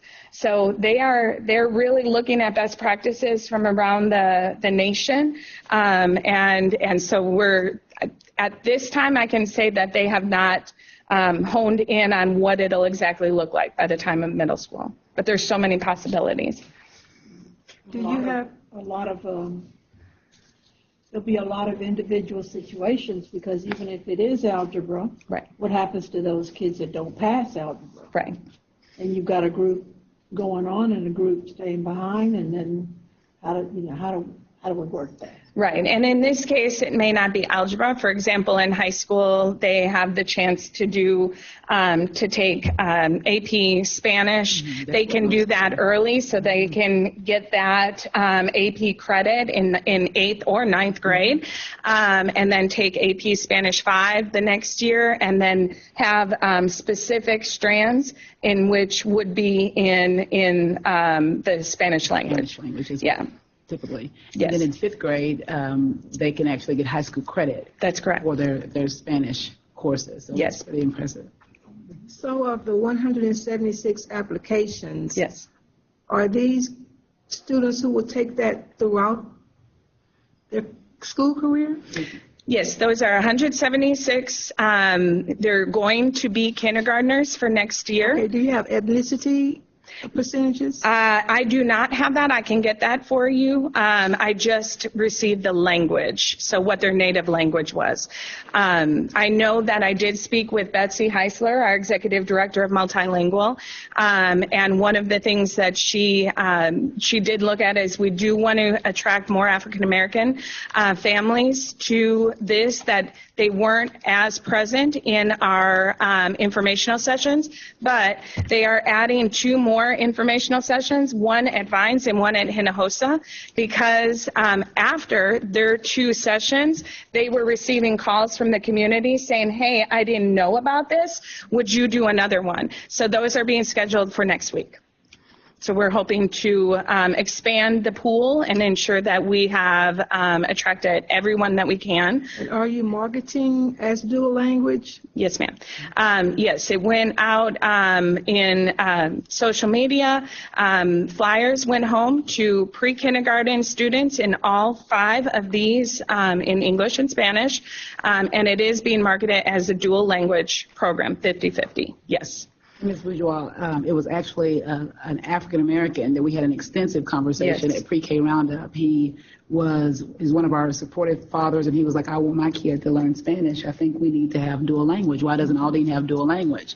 And we had, it was like 30, 45-minute conversation on, I was like, I'm just getting here, give us time. And so, and then we were somewhere else, and another African American asked about dual language. So it's actually been, there's a desire to take and be bilingual in all cultures. Yeah. It's okay. Well, they're going to need it to compete. That's right. Yeah. Absolutely. How critical is this ratio?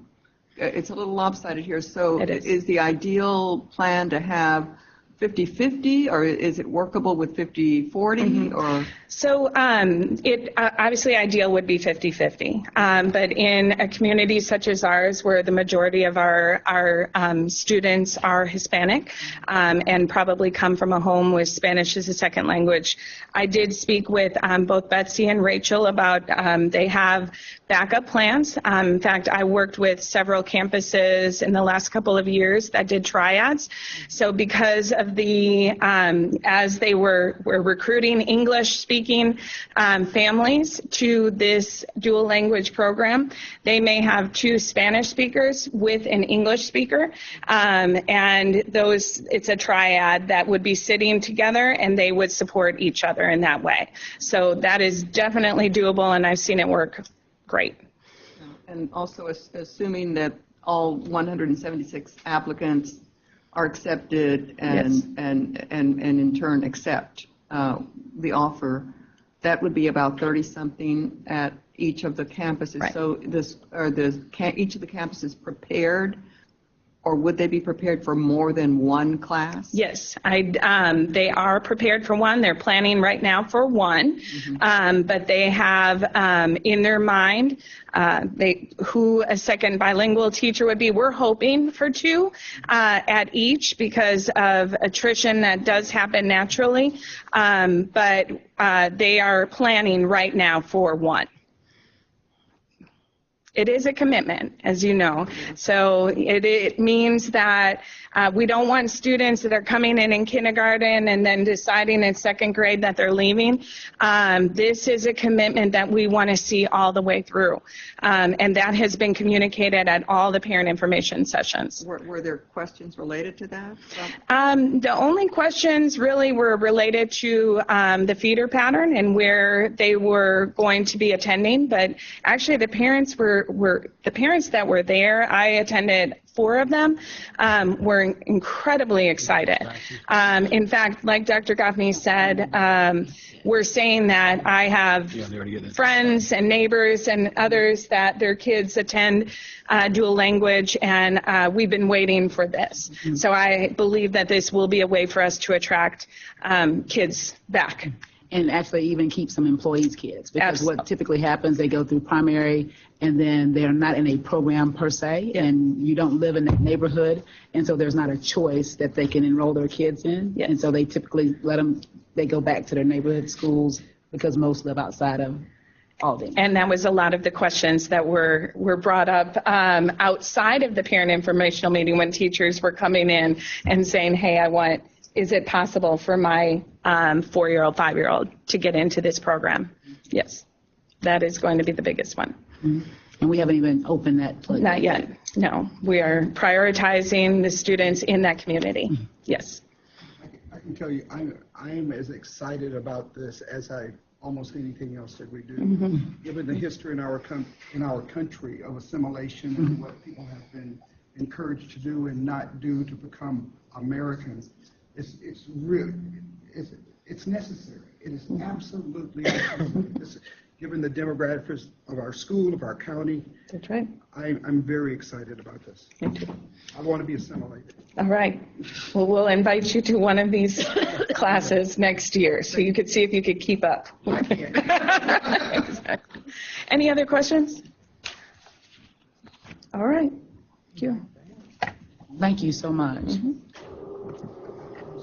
And last but certainly not least, and I'm taking a lot of time tonight, just to debrief on NSBA conference. Just thankful for opportunity to attend my first NSBA conference, and I'm very excited about our very own Dr. Garcia being elected and selected for the board, and looking forward to it's going to roll up fast. You know, it's not 3 years or 4 years like TASB seems, but in 2 years, it's a really incredible experience to shine a light on Texas and on all of the great things that are happening in Aldine ISD. And there was just a sense of pride whenever her name was called, and I was honored that I was able to be there when she was called from the big stage, and thankful for Abel and our attorney going at the beginning, and looking forward to all of us being able to support her during her, it's not a reign, but during her tenure. You did have that, during her tenure. What I noticed about NSBA, and anybody who attended want to jump in, is I saw many schools with demographics like ours. There's several strands with intentional focus on urban schools. And so it was nice to be around others, because when you're kind of an anomaly, I've learned since I've been in Aldine, once you get into this size school, there are not a lot of like issues and people who are coming up with solutions to address big problems. And so it was nice to be around people who were focused on that. And so I thought it was a good conference, and I think it's a good experience for us to grow as a team and attend. I know that decisions have been made in the past concerning budgets, and so as we're planning and moving forward and optimistic about the legislative session and what it's going to mean, I think that learning and growing as a team are going to be very important. And so this will hopefully be one of the avenues in which our whole team of 8, 9, or 10 takes advantage of. So super excited to be on board and supporting. I think just thinking about the conference and the different sessions that I did attend, I know you've highlighted before the mariachi band that performed, and I can never pronounce the school district as either. Say it one more time. Head coach Elsa. Okay, what Selena said, what Dr. Chapa said, but it was amazing to see Texas represented on that stage, and those kids were phenomenal. It was. I mean, it was an amazing, when you say Dr. Garcia, it was an amazing performance, and so I was proud to be a Texan on that day, especially. Texting refugees saying. Yes, and also one of the speakers, and I can't recall his name at the moment, he was from Sherm.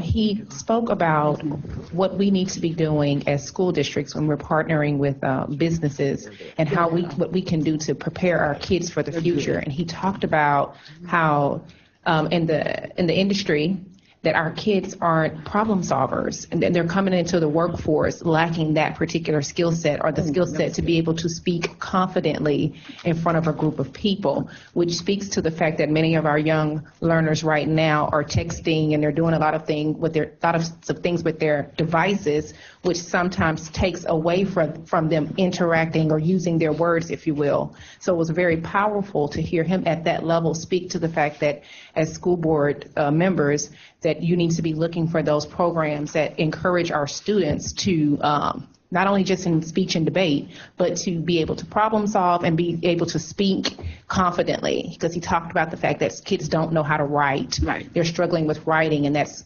revealing itself when they get to the workplace. So I thought that was a very interesting piece of information that he was sharing on a global level, if you will.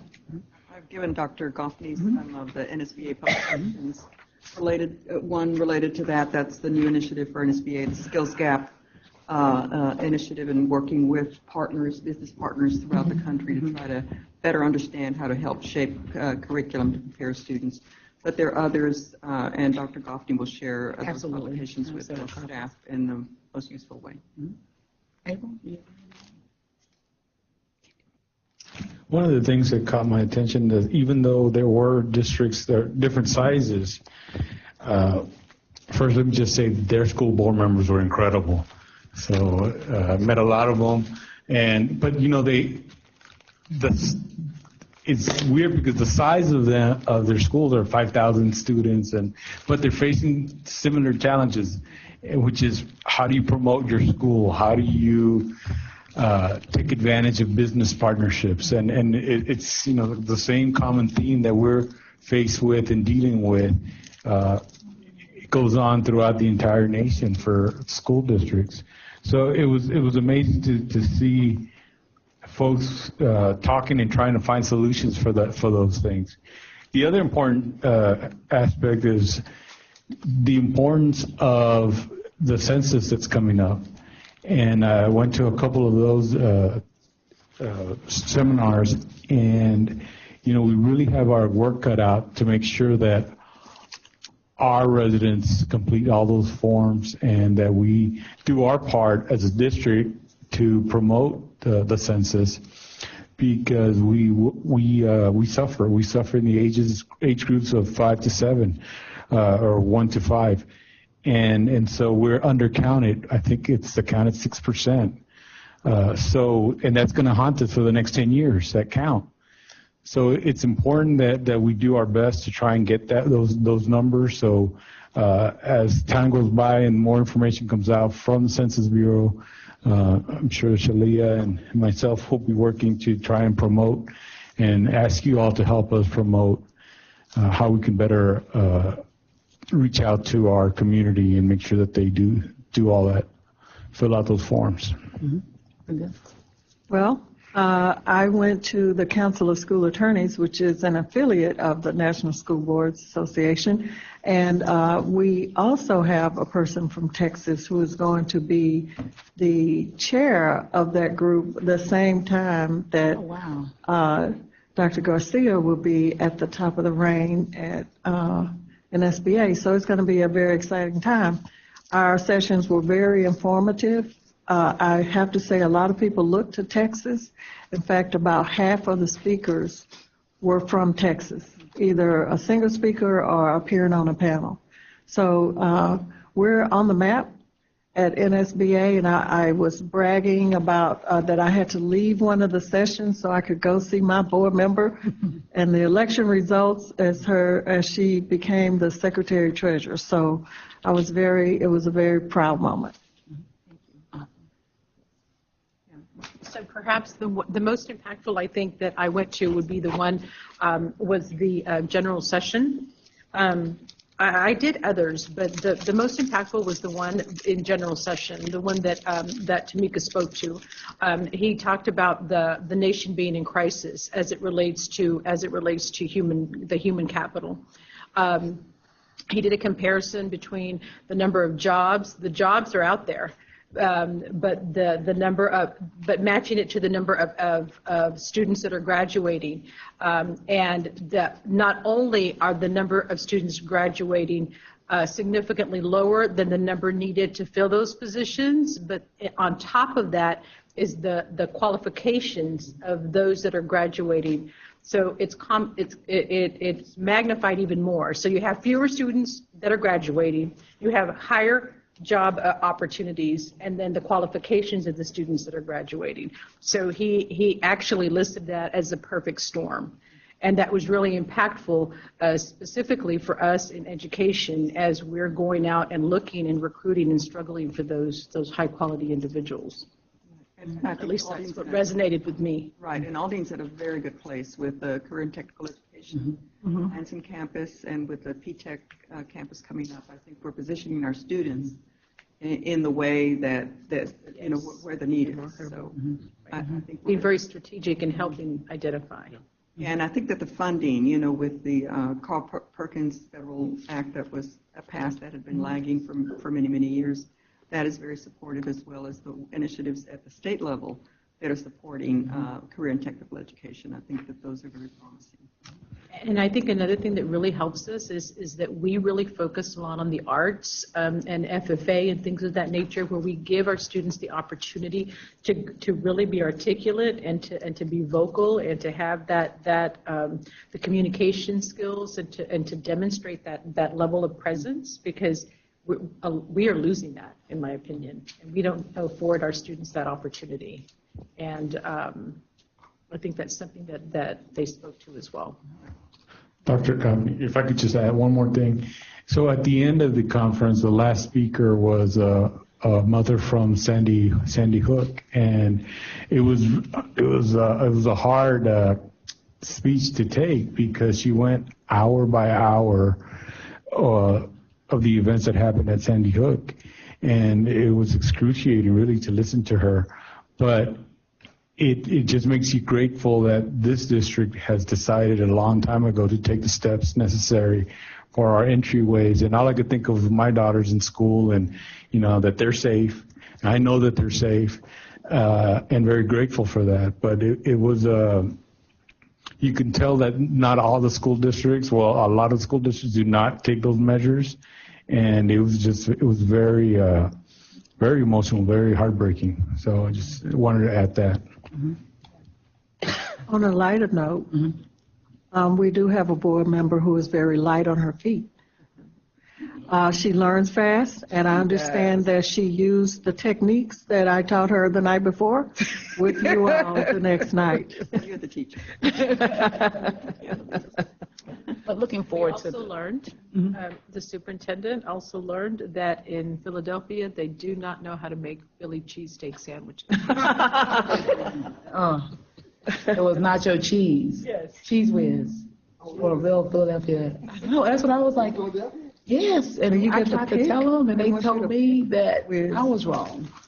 So this is it, yeah.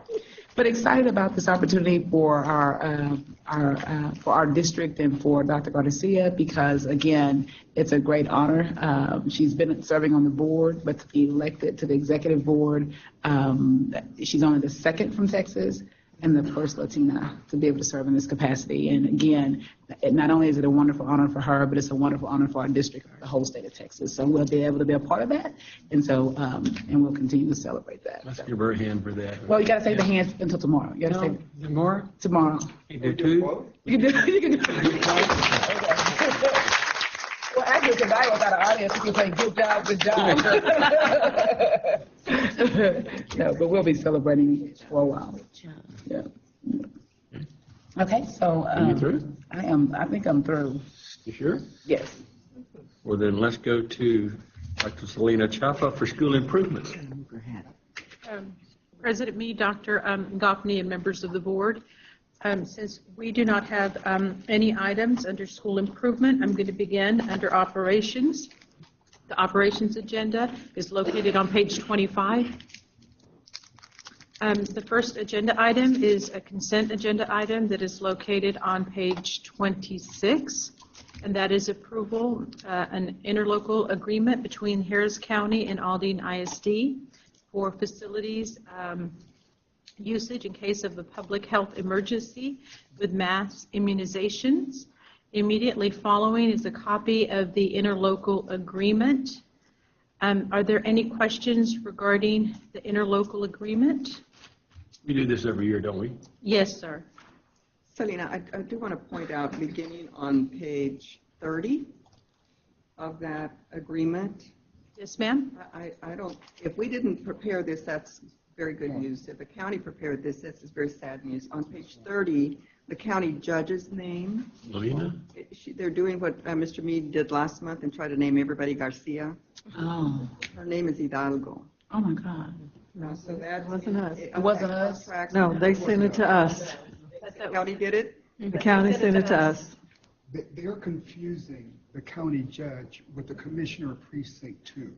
So do we need to get this corrected first? Well, there are several places that's on third. I found it in several places. 30, 31. They didn't send us the Word copy. They just sent us the paper copies. And they supposedly updated it to have the most recent names because of the election, which is why we just got it not too long ago. Well, the signature page is correct, but those two, 30 and 31, are incorrect. Okay. I mean, you may want to, somebody may want to look more carefully through all of them, but those are the two that I spotted. We're just trying to get you another position. I don't know. Just like, I don't want to be. Yeah, it's right there. Thank you. Are there any other questions? Oh, right there. I'm going to proceed to page 32, which is the bond update. We have updates there on just new construction as it relates to Abelos P-Tech School, Rose M. Abelos P-Tech School, and the Meade Athletic Fields, the Meade Middle School Athletic Fields. Are there any questions regarding those two projects? We've also included the repairs for several of outstanding projects. We have completed the Eisenhower track project and are completing work with other projects in our other campuses. Are there any questions regarding any of the other projects that we're working on?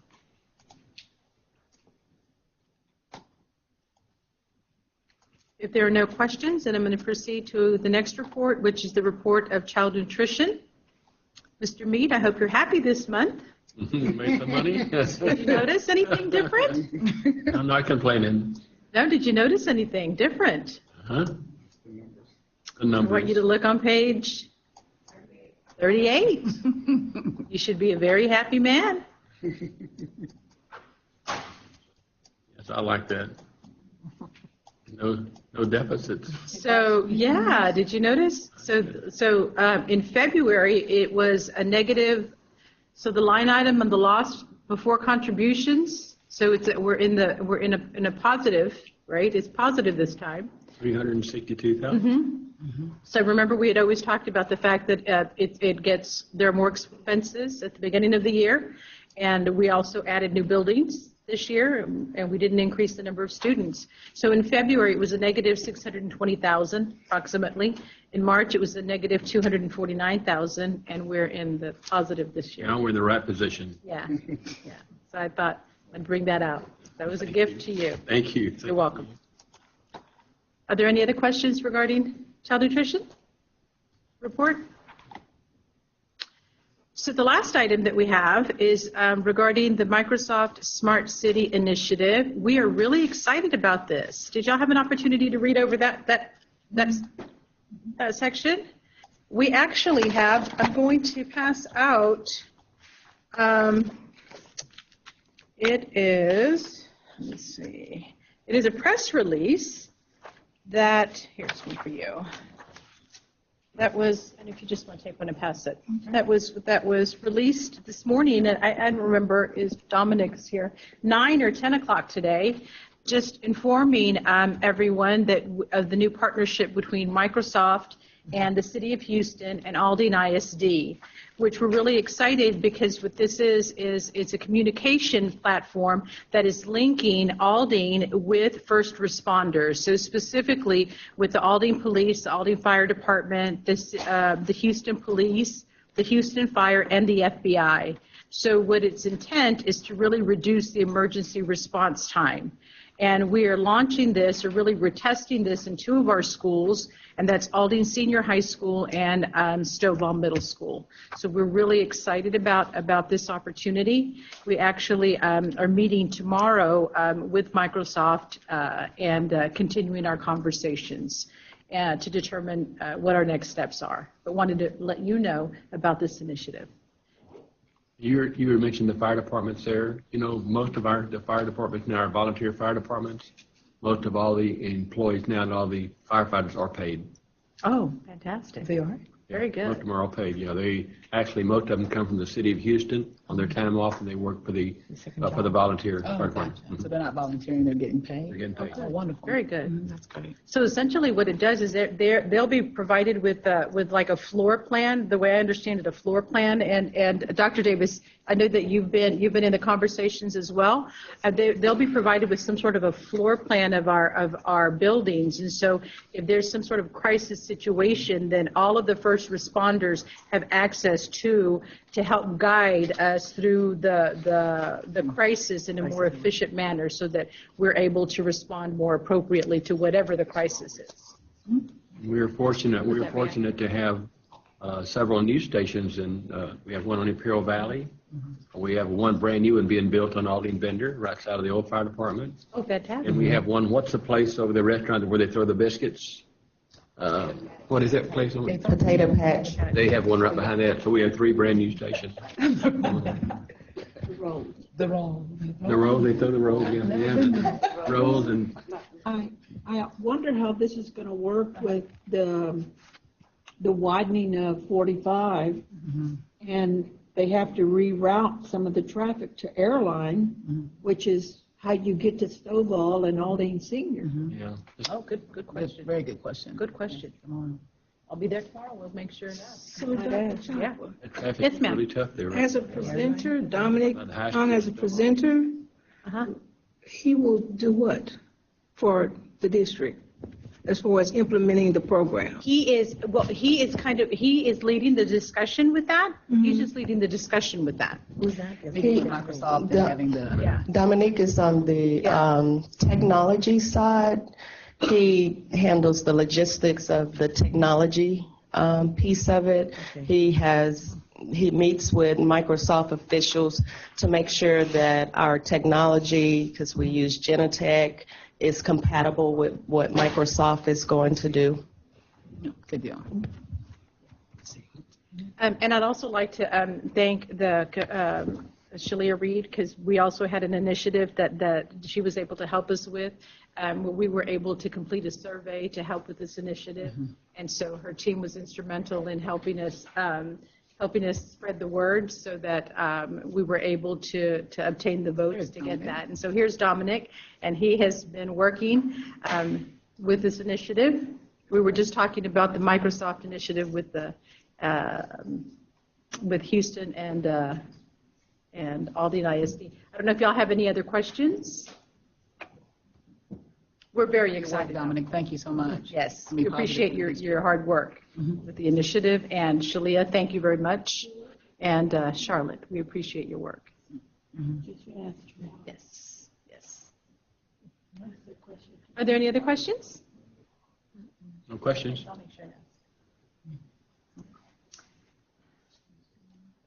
Should I move forward? We'll wait till the next. Yes. Are you still up? I am. Unless you want me to skip over to CNI, or I'm just gonna kind of off a little bit. Yeah, just go in the order. You've done operations, so HR is up next, Mr. Manning. Yeah. Your curriculum? You gonna do curriculum? Oh, we're in the process of rearranging. Yeah. That's okay. It's good. Want me to do it? Okay. So the curriculum and CNI agenda is located on page 186. 186. And Dr. Todd Davis will be sharing with you multiple things regarding the curriculum and instruction. We have one thing on the under consent agenda item under the regular agenda, and that's approval of recommendation for social studies, personal financial literacy textbook adoption. And under discussion, he's also going to give you an update regarding the English language arts and Spanish language arts textbook adoption. And under the addendum item, he will also be reviewing the approval of the general employability course for the Rose Avalos P-Tech School. Dr. Davis? Okay, good evening, President Meade, board members, Dr. Goffney. On page 187, outlines the textbook adoption selection for the high school personal finances course. This is a course where the instructional materials were up for adoption.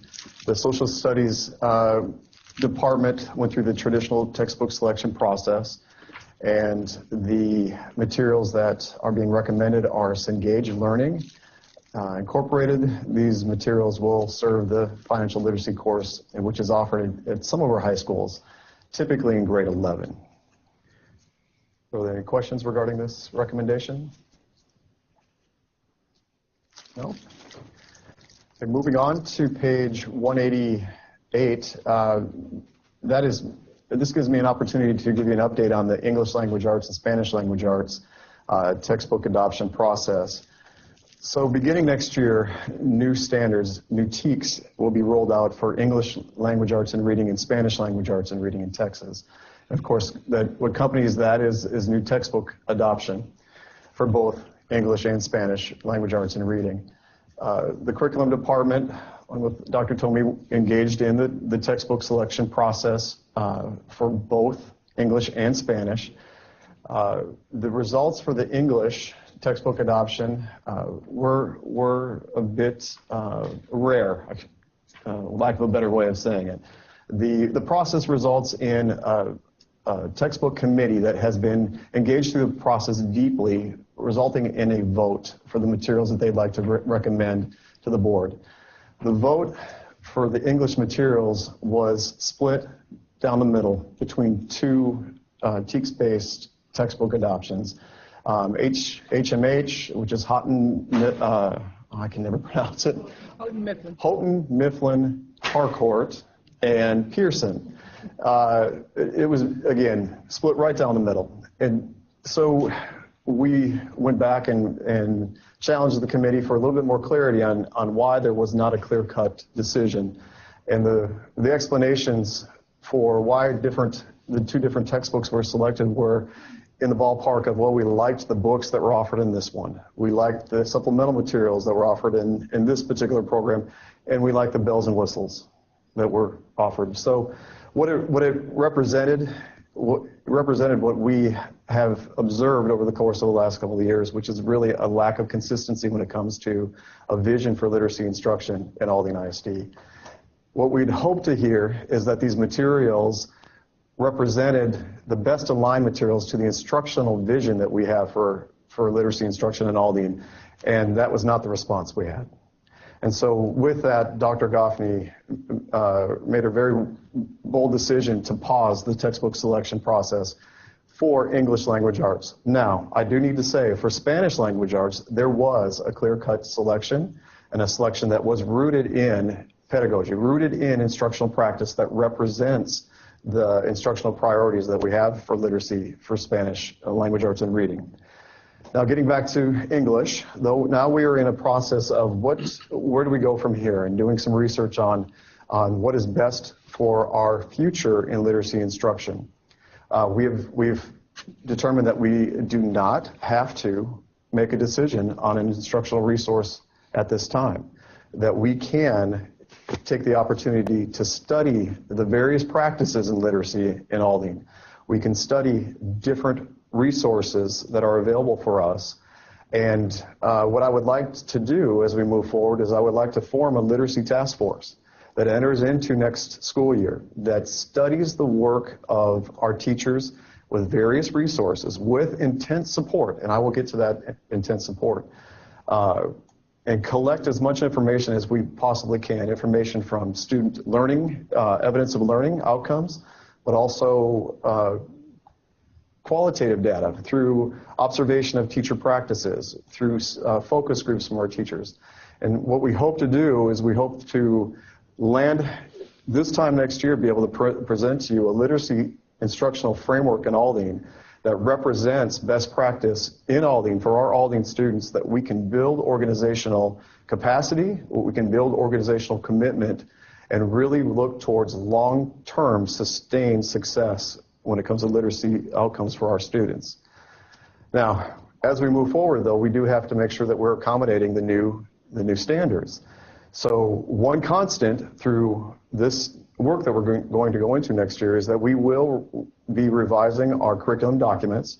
We will create a support structure for our teacher that does provide alignment to the new standards while we're addressing the different resources that we're studying throughout the school year, making sure that we do not have gaps in terms of alignment and communication and training and support for our teachers.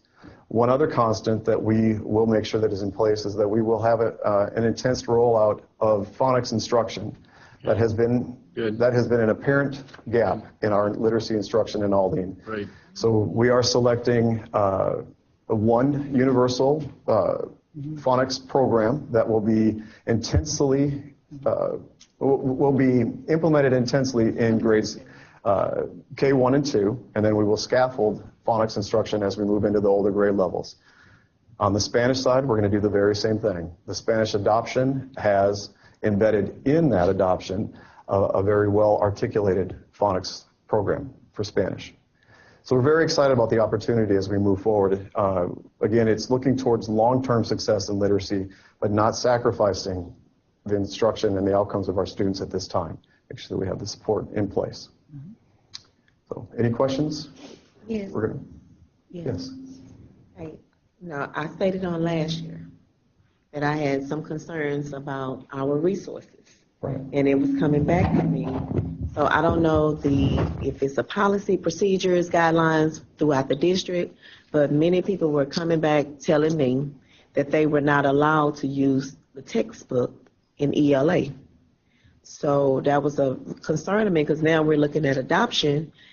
It's no need to adopt resources and books if we're not going to use them. Right. And I understand that, no, you're not supposed to just use the book every day, and you need to use the book sometimes as a resource to supplement your lesson, to enhance your lesson. But if we're going to have resources, we need to have the right resources, and we need to be able to use them. Because it's not about the teacher. What we're doing is harming those kids. Because I don't know if we're penalizing teachers, like, no, you can't use the book. But at the same time, we are definitely hurting kids. So I just want to make sure whatever resource we choose to use, that we use it correctly. And if we're going to get the resources, they should be used. If not, we're just wasting our time. Absolutely. I'm just I still couldn't have said it any concerned. better. Every time I really read couldn't the book, have. I'm like, here we go again. And I think that's the primary reason for the pause on the adoption right now. That it would be highly irresponsible for us to continue to move forward with a significant financial allocation towards textbooks and a time commitment to the textbooks, because once we adopt a textbook, that it stays with us for a number of years. And so I think it's so very important that through the work, the study that we need to embark in next year, that we select textbooks that fit our vision for literacy instruction, that support and supplement that vision, so that teachers do feel like they have this wealth of resources that they can select from, and it is all embedded into the curriculum documents that we provide for them. That there is such connectivity that the teachers, that we should never have this dissonance, this disconnect of, well, I mean, I have this resource, but I can't use it. That's something that we absolutely need to eliminate in Aldine. And I'm glad you all are putting a pause on it, because I know years ago when I was a part of the adoption, you know, some teachers used to just go for the one that used to give you the most food. It was never about the resources for the kids. It was about what that company did for the teachers, how they made them feel. And I'm like, y'all serious? It was all about the teacher and how many luncheons they went to, how many bags they received, and it was never about the resources. Right, and that's exactly what we heard. The program directors told us that. They said the exact same thing. I think the bag was actually something that was noted, that they liked the bag from one particular program. So, now these are good people that have good intentions. We just need to take those intentions and we need to form them into a common vision and common commitment. Dr. Davis, what's the timeline? What are we going to start the school year with what we've been doing, or is that going to be the beginning of the new approach? So what our plans are right now, and I hope to have more detail for you as we get to next month, is to look at, yes, continuing with many schools with the current resources we have, taking a look at two possible other resources that we feel are very strong contenders to help us look at varying perspectives on literacy instruction. When you do research on best practice in literacy instruction, there are two very wide spectrums of belief. There's a direct instruction approach, and then there's our balanced literacy approach, which are the two primary. And both will say that neither one works. This practice works, but the other doesn't, so on and so forth. And so I think it's in our students' best interest that we utilize multiple resources and really look at what fits best for the needs of our students in Aldine, while we continue with our current resources. But the key here is, though, is that common thread through whatever resources we're using is that we're creating a curriculum document support structure for our teachers that does provide alignment to the new TEKS with intense training, so the teachers feel like they're fully informed of the new structure of the TEKS, which is significantly different for English and Spanish language arts and reading. But then taking the resources that we're providing for them and providing connections to the aligned documents of our curriculum structure. Dr. Davis, you don't mention on here the grade range. Some of what you're talking about is primary, but does this also include the English 1, the English 2 texts, or those are not in? No, not yet. There's anticipated new rollout of standards for high school next year. So the particular materials are for grade K through what? K through 8.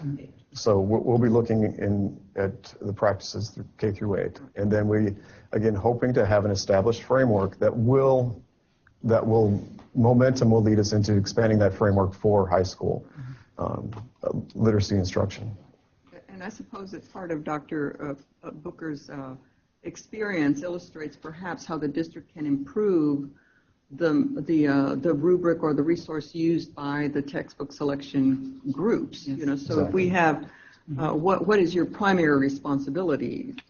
Select the core materials, to look at supplementary materials and be, enamored with them, but that they're not going to be part of what the district is purchasing is important for them to know, so that they're not looking at those bells and whistles and are really focusing on what it is. So I think it'll be very helpful if we look at our own process that these selection committee groups look at, so that we're defining more specifically for them what their role is and what their parameters or options are and what they must consider. And I think that alignment that you're talking about will really help them in the future, because it can be exactly that, the publishing company that has the most giveaways, and that if that's influencing the teachers, then we're really missing the mark. Right, yeah. So what I look towards is that literacy framework will be the structure of our rubric, that again, selection of materials fits to the instructional priorities that we have in Aldine, that we've determined in Aldine. Yes, as our priorities. Are we still going to use Lucy Calkins? Balanced literacy will be still an instructional framework as we continue to move forward. Yes, for this school year as we study. Now, part of the concerns that we've had that have arose from campuses using Lucy Calkins has been a lack of training and support. And that's not just teacher level, that's leadership level. And there's so many different elements of a instructional framework rollout, curriculum rollout, that we need to make sure that is in place. And I keep saying over and over that it's about building organizational commitment and capacity. And that means every person involved in the organization needs to be fully adept at what good literacy instruction should look like, and what the outcomes for our students should be in every grade level, English and Spanish. And so, that being said, we've got a lot of work to do in terms of building out the structure of that support. So what happened to the list we were supposed to get? I don't know if anybody can answer this. Remember, we were talking about resources, and they were going to be reevaluated, and we were supposed to find out which ones that we were going to use, which ones we were going to do away with, and I hadn't seen it. Did somebody else see it? Program evaluations, and so we have that, and we'll be looking at that this summer. We have lots of data, lots of information. We've actually, as far as Lucy Calkins and Teachers College, we've done an extensive evaluation of it with an external source, and recognize that there are some opportunities for improvement and moving forward and establishing that literacy framework.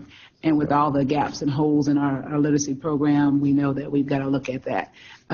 We've already begun to stop doing, and we can begin to share just for communication or something about the programs that we've already begun the evaluation. It's been eye-opening. Not only have we evaluated them independently, but in small groups, and then during the budget process, which is I could call it zero-based. It's not purely zero-based, but having everyone come in and talk about the different programs that they're using for different purposes and understanding.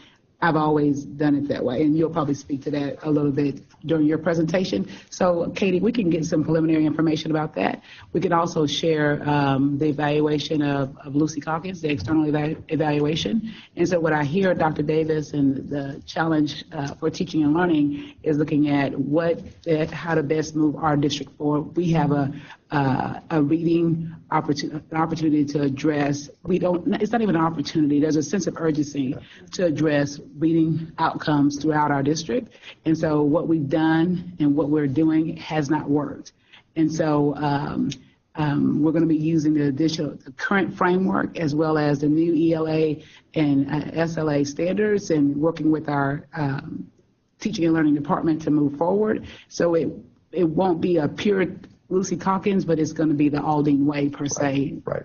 Without any pun. Yep, that's exactly right. Right, and so at this where we are right now, that's where our teachers are with some capacity. So we're going to continue to build on that, but also studying the elements, because the balanced literacy framework has multiple components, and we have to study each of those components, and again to see which of these components renders the highest level of student results, but also not being so pure in that model that we're not looking at other elements of instruction in literacy and building out components of a framework that fits best for us.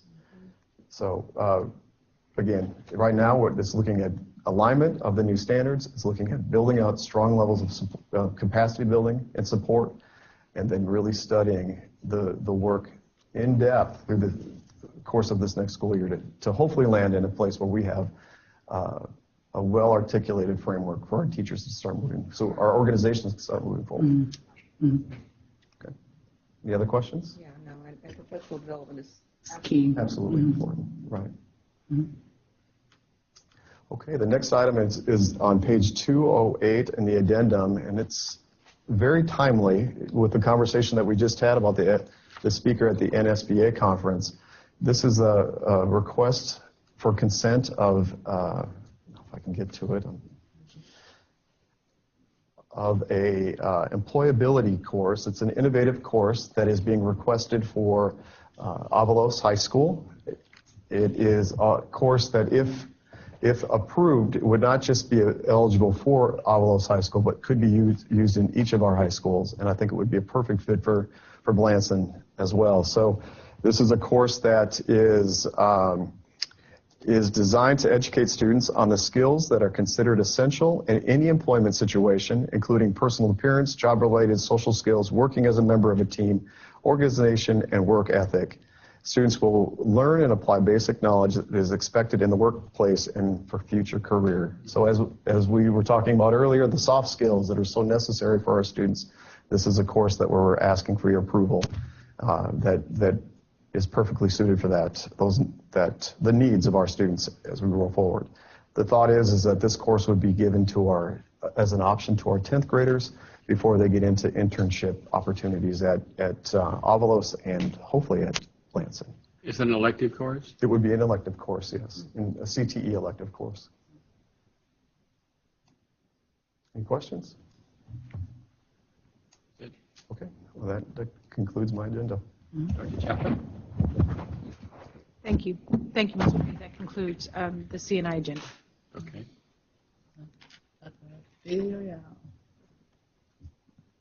Javier? Good evening, President Meade, Dr. Goffney, Dr. Chapa Board. You can find the HR agenda starting on page 42. As you can see in the agenda, we have our typical 4 discussion items. We have our monthly human resource personnel report. The second one is the monthly vacancy list. The third one is the monthly personnel assignments and recommendations. And then the fourth one is our monthly approved staff assignments. And then in executive session, we have 3 items. We have one for approval of contract renewals and extensions. The second one, approval of recommendations of non-extensions, non-renewals, terminations, and authorization to issue notice, and then a personnel matter. So I'd like to start with the first agenda item, which is on page 43. This is our monthly human resource personnel report. I do want to point out that it's that time of year where not only are we seeing current resignations, we have employees submitting their resignations for the upcoming year. So if you can see for current resignations for the 18-19 school year, we've had 12 since last month. And then for the 19-20 school year, we have 39 resignations and 13 retirements. And it's important to notice those 2 numbers because when you look at the vacancy list, which I'll get to in another board item, you'll see why it's increased from last month is because these are included in those. So is there any questions in regards to this report? Okay, so then the next report, which you can find on page 46, this is our monthly vacancy list. And you have hard copies of the actual vacancy list. I apologize, they didn't make it to the board book. But as you're looking at them, you can see that as of March 29th, we had 152 teacher vacancies. However, as I pointed out in the previous board item, we had 39 resignations for next school year and 13 retirements, which is 52. So currently, there's actually 100 vacancies, not the 152, but that just encompasses all of our resignations up to date. And then we had 91 paraprofessionals on that list as well. You have a hard copy of that. Are there any questions in regards to the vacancy list? How did the job fair turn out? The job fair was very nice, yes. And so we were competing with a neighboring district who also had their job fair, and so we were happy with the turnout, very organized. We received lots of compliments. We had about 387 teachers come to the job fair. So moving to the next one, the next board item is page 47. It's our monthly personnel assignments and recommendations. And since last month, as you can see there, we had 13 new hires into the district. Are there any questions in regards to this report? Okay, so then the last report, you actually have a hard copy of that as well, because the board item that was actually in board book, there's a name in there. We had offered a position to a special ed counselor who accepted the position, and then at the last minute, her district wouldn't release her, so I removed her name, which we'll update tomorrow. So that's why you have the hard copy with the updated list. As you can see in the staff assignments, the first two are special ed counselors that we've hired into the district, one currently, and then the second one will be for next school year. And that third one that I've removed, I'm in communication with her, and although her district won't release her now, we're hoping that we'll get her for next school year, and I should finalize that hopefully this week. So and then you see the two names of those two principals that will be introduced tomorrow, which are taking over the ACE demonstration schools. So that concludes my board items for this month. Okay. Dr. Tamika Alford-Stevens, are you ready? Yes, sir, Mr. Mead, thank you. Good evening again, Mr. Mead, Dr. Goffney, Dr. Chopra, and members of the board. My agenda begins on page 51. And the first item we are requesting your approval of is the ratification of the check register for this month. Then the second item is the approval of bids, which begins on page 53. The first bid we have is the roof repair RFP, where we are requesting approval to award RGO Roofing and Construction the contract to provide those services that will be needed. And then the second approval we are requesting is for professional and consulting services. And as you can see here, we have a list of professional service providers we are requesting approval of. Dr. Stevens, I know that part of the work that is part of the demonstration work that we're doing for next year includes some of these related services. And I don't know which of these are specific to that work for those two schools. But I just recall Mr. Mead asked a question a couple of months back about the estimated cost.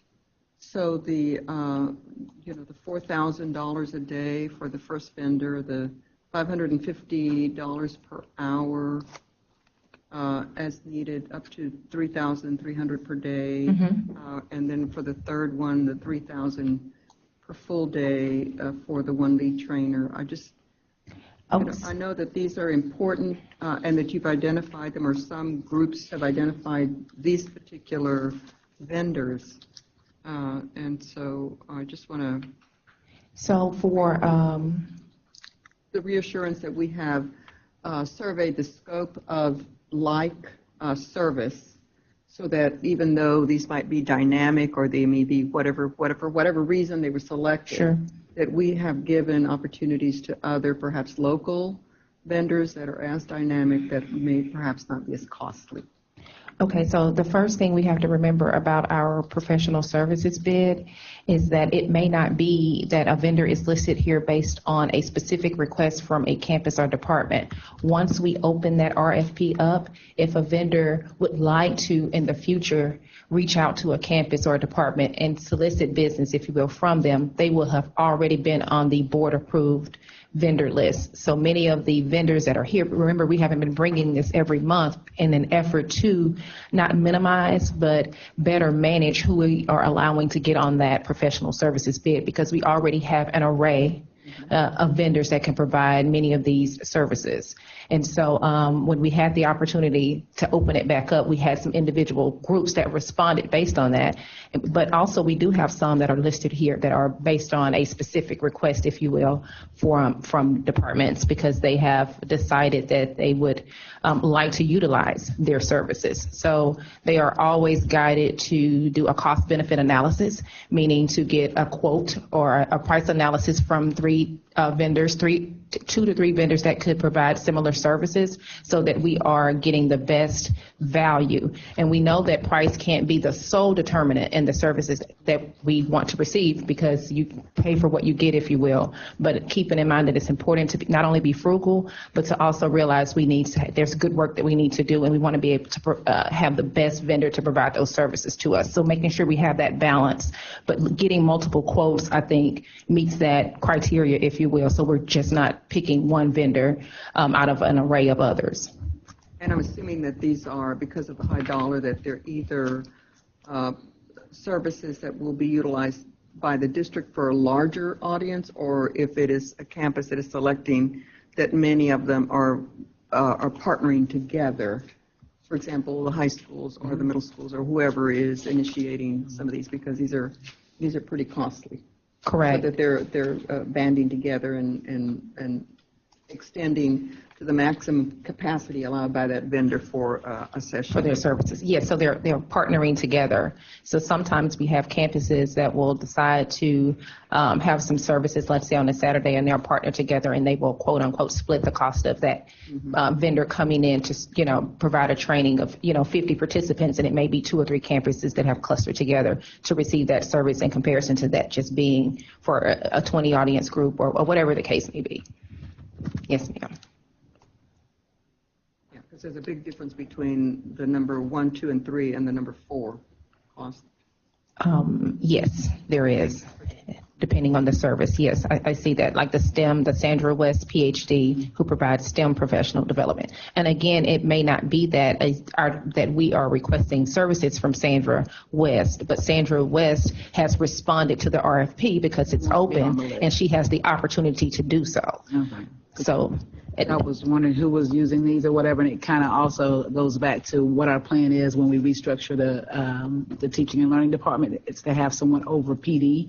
Right. We don't have duplication, and we are getting the best opportunity by maximizing a number, and the presenter would only have to come one time. And so what you're saying is these are different people who wanted to be a part of our list so that our teachers or leaders can access and utilize their services if needed. Because that's the first step. Yeah. When I've been approached by vendors wanting to conduct business with us, I guide them to first, I said, are you an approved vendor with the district? No, I'm not an approved vendor. So I'll say, well, when that RFP opens up, first let's do that. And then we can talk about, if your services would be able to be beneficial to us. So because we don't want that to happen afterwards, and then that just delays the process, if you will. So and that's also, speaking to that, it's going to tie into our program evaluation piece, because we know that we have to have that in place. And so, as you said, Dr. Goffney, and thank you for asking this question, Dr. Garcia, this is going to come full circle when we have these types of opportunities, making certain they are truly vetted through the process. And then after we've had these trainings or whatever the case may be, that the outcome or that final product is deserving of the district's future funding. So that we have the processes in place before selection. Sure. So that we have the rubric, the parameters, and exactly what are we getting, and do we really feel that we need that, to satisfy the need that we have, as well as if they are used, then we have a similar process of evaluation and use of rubrics and feedback from participants to make sure that we got the value that we absolutely going to get for the monies to then determine future use. And the goal in the future, too, is to have what I'm calling the Aldine way, whereas for certain services, these have already been vetted, and this is who we use for certain training. And then in the event that there are specific needs of a campus that are not tied to the big initiatives, then that they would be vetted through a process. Because right now, our district our campuses are operating in silos, and they have a lot of autonomy to just take advantage of different pieces, and there's no alignment towards district goals. And so, yeah, that's exactly right. Yeah, a unification of our priorities, and then of course making sure that we have whatever support structures are there, they're all aligned to those priority goals. And then to what you were saying also, that whatever we do put in place, that we have expected outcomes of that particular training or resource, and that we're continually assessing and progress monitoring to making sure that we're meeting those outcomes. And it's just not a one-shot. Right, sure. One shot, Right. Exactly. Shot in the arm, and not coordinated with any of the other plans for professional development. They're not linked together. It's just a parachute coming down and making a dynamic presentation, and off you go, and then you've gotten That's far it. in the next couple of days. As the curriculum audit states, we, as Dr. Goffney also said, that we need to have someone that is our champion, our lead for professional development, and in the curriculum audit calls it like a clearinghouse, that all opportunities go through that person and is cleared out to make sure that they're aligned to our priorities. Who evaluates these services, if they're good or bad?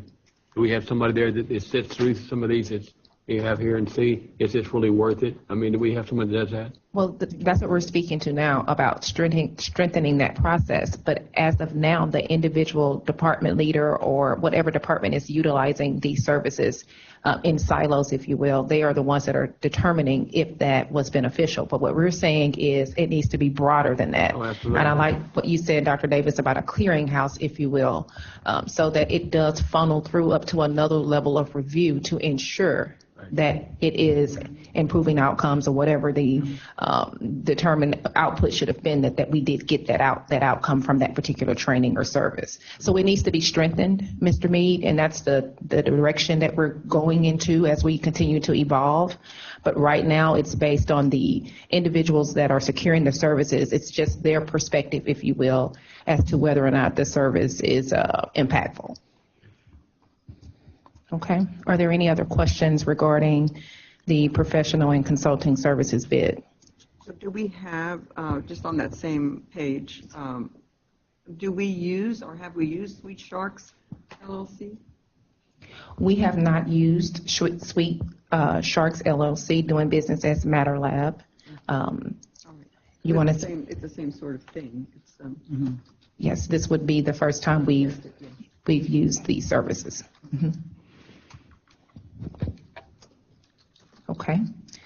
The next item we are requesting approval of are the bid contract renewals. So these vendors are already on an approved award, and they have the opportunity to extend their current contractual agreement with us. So we're requesting approval for those, and that's page 59 through page 60 through page 70. I'm sorry.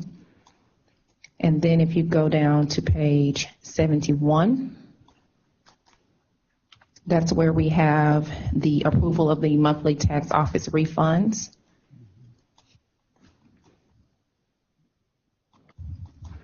And as you can see, we have several businesses and homeowners, if you will, that have overpaid, and we are refunding them their overpayment amount based on their request to be refunded. And I'm sorry, I skipped one item. On page 69, if you'll go back up, we have the request to approve the monthly budget amendment for this month. And again, as you can see here, shifting some funds around from one function to the other. And as we get closer to the end of the school year, we are always evaluating our functions, because as you know, we cannot over-obligate or overspend in any particular function. And so we'll be making slight changes each month as we see fit. Are there any questions about any of the consent agenda items? If there are no questions, I'd like to move down to page 75, which is where we have the monthly tax office report, which shows our collection percentage for the 18-19 school year, which is about 95%, as you can see. So that's a pretty good job on our current year's levy. And then moving down to the other standard reports that are listed here on page 77, the monthly revenue and budget analysis report. again, which shows you how we are faring in each of the functions as far as expenditures. And then on page 84, we have our monthly investment report, which I like to highlight the interest earnings for the month, which is just over $870,000 or so. And then moving down to the next two reports that are regarding student attendance and enrollment. And I know that we had the extensive presentation done by Mr. Templeton regarding the district's state of the demographics, if you will, if I may say it that way. But going along with what he showed us today, if you look at the student enrollment report by school, you'll see overall we're down about 63 kids in comparison to where we were this time last year. So that's a good spot to be in. We're not seeing those significant losses. But if you look over to the right-hand side of the page where we're, again, focused on that K through 5 sector, and you can see that pre-K, the enrollment is up. It has exceeded enrollment expectations, up by 71 kids. But then when you look at kindergarten, we're down about 137 kids. First grade, 239. Second grade, 271. Third grade, 523 kids. And so we have to be really responsive, as I said earlier, to this data and intentional about what we do to recapture our kiddos that live inside of our zone or our district that are making choices to do something different. And of course, when we get to the middle school, we see the gains. Again, an overall gain of about 372 kids. And then when we get to grades 9 through 12, you see a gain of just over 500 kids. So that's helping to offset the losses that we're seeing in K through 5, but we want to stop the losses in K through 5 so that we can truly have overall gains in enrollment. Does that make sense? And then if you look on page 89, and again, there's been an intentional effort to support campuses and to celebrate good attendance, if you will. Mm-hmm. And so if you look at for the fourth 9 weeks at the very bottom, well, first of all, you see the areas in green, which highlight our campus enrollments that have had gains. The overall attendance rate is about 93%, still below our target. So we know that the spring semester, it gets even more challenging to keep student attendance up, but that does not, that we're not defeated. We're going to make sure we continue to celebrate the campuses that are doing a good job of promoting good student attendance, because we know that attendance does have a direct impact on funding as well. And then if you'll move down to on the demographic report and the budget update, inside of your yellow folder, if you don't mind looking, the very last page is where I want to direct your attention to. And it's titled Aldine Independent School District, and then it has the date under it, April 15th, 2019. It's the very last page in your yellow folder. Does everybody see it? So what I wanted to talk about just briefly, we all know that school finance reform continues to be an important topic.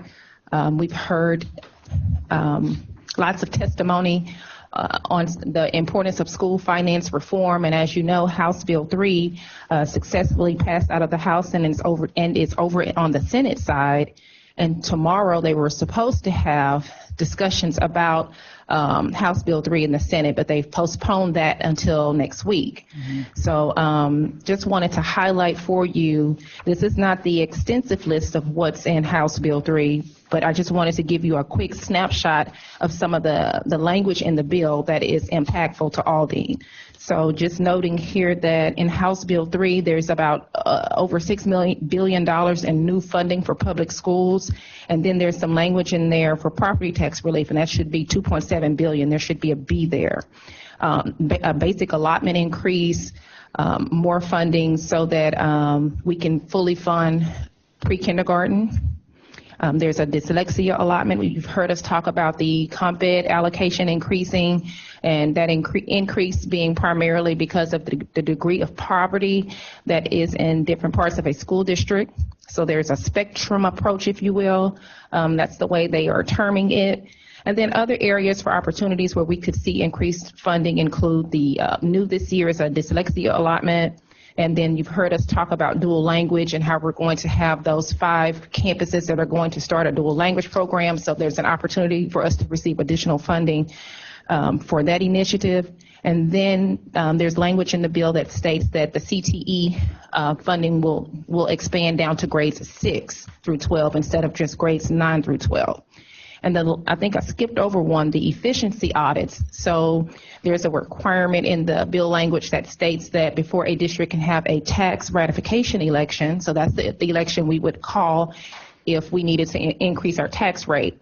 Before we could do that, we would have to undergo an efficiency audit to determine our level of efficiency. And they haven't spelled out what that would look like, but again, just another measure in place. And for school districts to take into consideration before they go out to their voters to ask to increase the tax rate overall.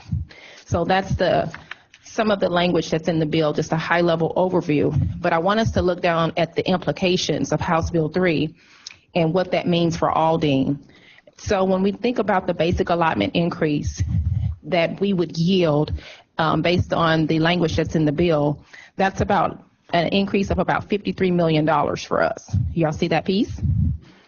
And then the bill also requires that we spend 25% of that increase on raises to our non-administrative staff members. So 25% of that $53 million equates to the $13.3 million. Y'all see that second number? So 25% has to be allocated toward, that's the minimum that you have to allocate toward raises for our non-administrative staff.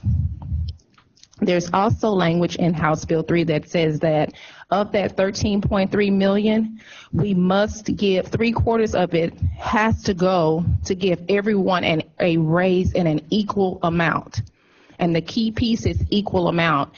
Before one of the amendments came down the pipeline, it was everybody would get $1,850. That was some language that they were requiring. So that's taken away some of the flexibility for districts to decide how much of a raise we would want to give and making a specific requirement. But what they're trying to do is say that if we're going to increase the basic allotment, because that benefits everybody, you have to spend 25% of that increase on staff raises.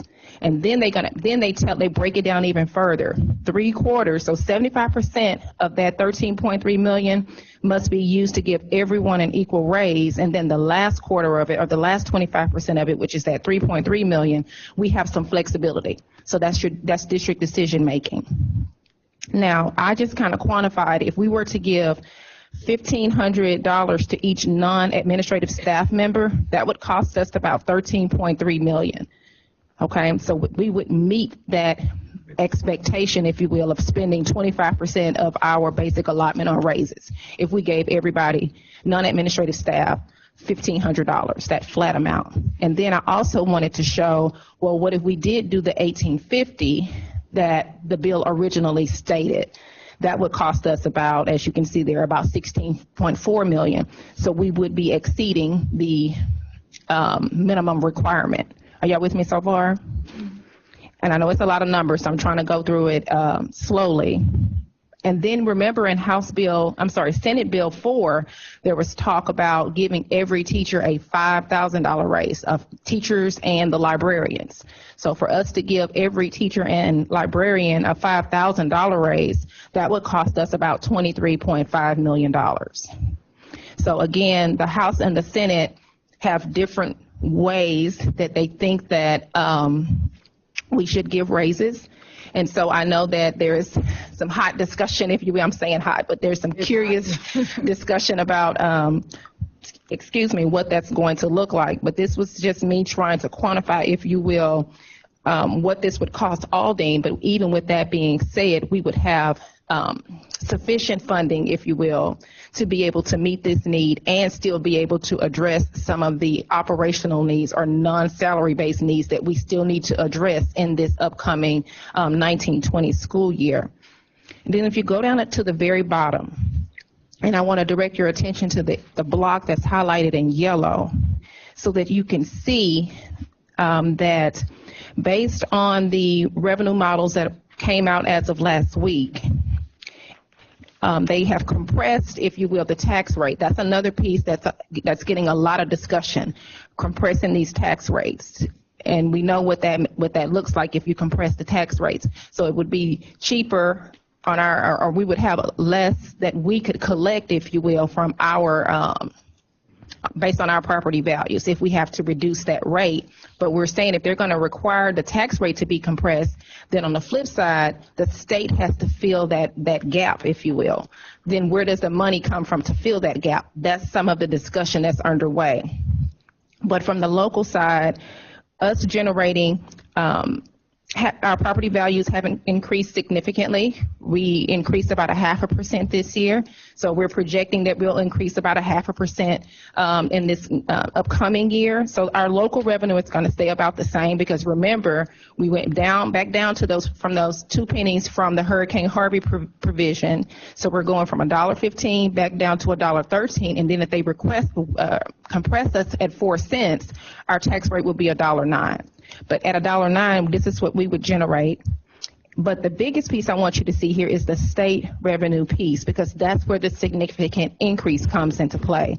And that increase, based on the revenue models that have been coming out from O'Casey, is showing just over $81 million. Y'all see that? So if and that's being conservative. I've saw it upward of $92 million on one model. So if we're looking at, if we are required, if the House and Senate decide that, you have to give a little, I have to give a little, you have to take a little, I have to take a little, and we are required to give $5,000 raises to our classroom teachers and our librarians.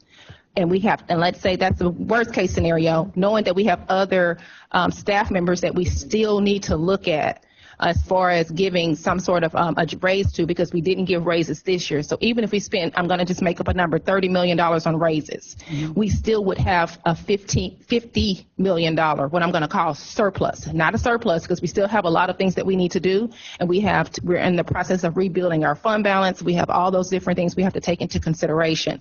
But at the end of the day, we would be getting enough money, additional state funding, into our system to meet a lot of our immediate needs and to plan to address some of the needs that we know that it's going to take longer than a year to address. Does that make sense? So again, that's an increase of about 14%, over 14%, which is significant when you're talking about millions and billions of dollars. Does that make sense? Are y'all with me so far? So are there any questions about where we are as far as the revenue? Because we have not intentionally brought a first draft of the budget, because we finished up the budget conversations with the curriculum side of the district, is what I like to call it, and the operations side of the district. And now we're going through the process of putting everybody's requests together. But we are truly waiting on this legislation, this House Bill 3 and this Senate Bill 4, to see what that outcome is going to be, because that's going to play a critical role in some of the recommendations that we bring to you all for consideration for the upcoming budget cycle. Now, we recognize that we don't have a whole lot of time, so we're trying to do as much legwork on the front that we can do right now, knowing that we're going to have to be move very quickly, if you will. And we're going to have some flexibility in the months coming, because we have to have the budget adopted before July 1st, because our new fiscal year starts July 1st.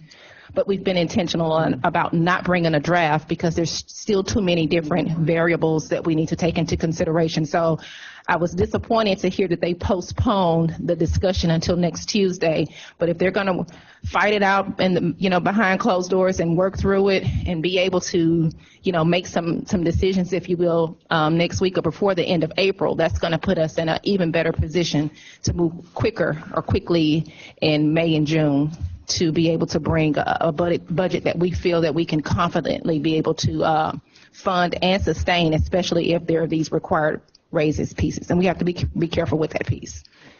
Dr. Alfred Stevens, we had discussed the possibility of a plan A, plan B based on the different scenarios. Yes. So do you think that in the next couple of weeks we might be able to see some different drafts? Yeah, and given the short period of time, It obviously would be the opportunity to do a separate board workshop related. Yes, we discussed that about having a separate workshop just to talk about the budget, kind of like we did the other day, where that's the only thing on the agenda, and we can focus on that. And like you said, Dr. Garcia, having a plan A, B, and C, and then knowing that this is what we have to work with. So based on that legislation, we'll know what options would work best for us. But absolutely, yes, ma'am. You're already getting the input from the different curriculum needs. And we've done that. So that would be important, even without knowing if we're going to go with A and B and C. I think it's important for us to understand what those curriculum changes or program changes might be, and what the anticipated cost might be for those, so that we can begin to get ideas. Okay. Absolutely. So I'll definitely make sure I have something in the next few weeks or so. Yeah, 'cause, are there any additional questions regarding the budget or anything that's been presented? do you have, or does somebody else have the item on the amendment to the Yes Prep? Is that yours because it includes money, or is that somebody else's? Well, it's mine. But it's related to money. Yes. So I wanted to ask you to look, if you don't mind, on page 193. Okay. Because that's a scary number. There, I think that somebody just calculated that wrong. On 193, the cost of that contract, when you talk about monthly installments of $5,556,000 for 12 months, and then you have a total of $95 million. There's something wrong in the calculation. There's something very wrong. Where do you see $95 million? Yeah, it's wrong. It's wrong. I see it. Total contract. Oh, that's definitely, no, that's 5.5. That 9 should not be in front of. Sorry. So as long as the actual contract numbers are correct, that we know that this is wrong. Yes. Right, the 9. Yeah, remove that 9 should not be there. I That is apologize. absolutely correct. Thank you, Dr. Garcia. And along those lines, Dr. Garcia, when I tell you this legislative session could Aldine is faring very well with other issues, but one other thing that we're following is House Bill 3861, I think it is, Abel, but basically Spring Branch carried it. With the 1882s. It was an extension of 1882, and because our partnership existed before the 1882, the ability that as our partnership stands, because basically if you take the number of students who are enrolled at Yes Prep Hoffman, if Yes Prep had opened up a campus in our district, those same students would have been worth $1,000 more. And so they've taken a bill, and we're very optimistic because Representative Huberty heard it, that we'll be able to get that differential and be grandfathered in. Right. And so we're pretty excited about that. Right, and that differential equates to right at about $1 million for us in additional funding, because we already have the partnership, and I know that some of the language you're speaking to for Spring Branch and Aldine ISD specifically, letting us be grandfathered in because we are already doing that work. So we just want to be able to capitalize on the resources that are already out there for work that we are already doing. And that'll help. Everyone's optimistic because they thought they'd taken care of it. They thought that 1882 did it, but then when they went to rulemaking, the rules required that you have a separate governing board. And so that wasn't the intent. So again, there would be an additional $1 million that we would get in addition to the ADA and accountability that we already received. Now the idea is you have to be a C. For the accountability. And we're good at Hoffman, and we're good at Eisenhower Ninth. But Eisenhower High School, I think, is like a 68, so we're close. Right. And so we're hopeful, because that would mean additional funds. Exactly. Exactly. Thank you for bringing that up. Okay, Mr. Mead, if there are no further questions, that concludes my portion of the agenda this evening. Okay, thank you, ma'am. Then we'll go right to Kay DeWalt. Well, since we've had that discussion, we'll go back to page 93, where my agenda appears. And you'll see the first agenda is one of my routine monthly requests. The judgments have been paid on that one, so we're asking you to let us release the liens. If there are no questions, my next one is at page 96, and that is a new policy update. It's really the last vestiges of the last legislative session where TEA had to issue rules, make administrative regulations, and also we had a couple of commissioners' decisions. I think one of the most significant changes is something the district, allowing the district to use electronic signatures as the official documents. We have, to a certain extent, in HR already been doing that. Our contracts, employment contracts are issued electronically. Also, employees resign online as well. They sign for their employee handbooks and other guidelines. So we're already doing that, and so this just codifies a practice that Aldine is already doing, and we now can expand it to other areas if we desire. Other than that, that's pretty much, we have one, you'll see changes in the G sections about the grievance procedures for people who have been ejected from our property. That has to take place within the 90-day period. They have to go through all 3 levels, so it will be accelerated. We haven't had that problem here in Aldine, but if we do, we'll have this already in our policies. This is first reading, so if you have any concerns, we can certainly get your feedback, and we can look at making any revisions for second reading next month. Okay, I do have a question about the, on page 123. Am I reading this right? This is the no discounts or split payments.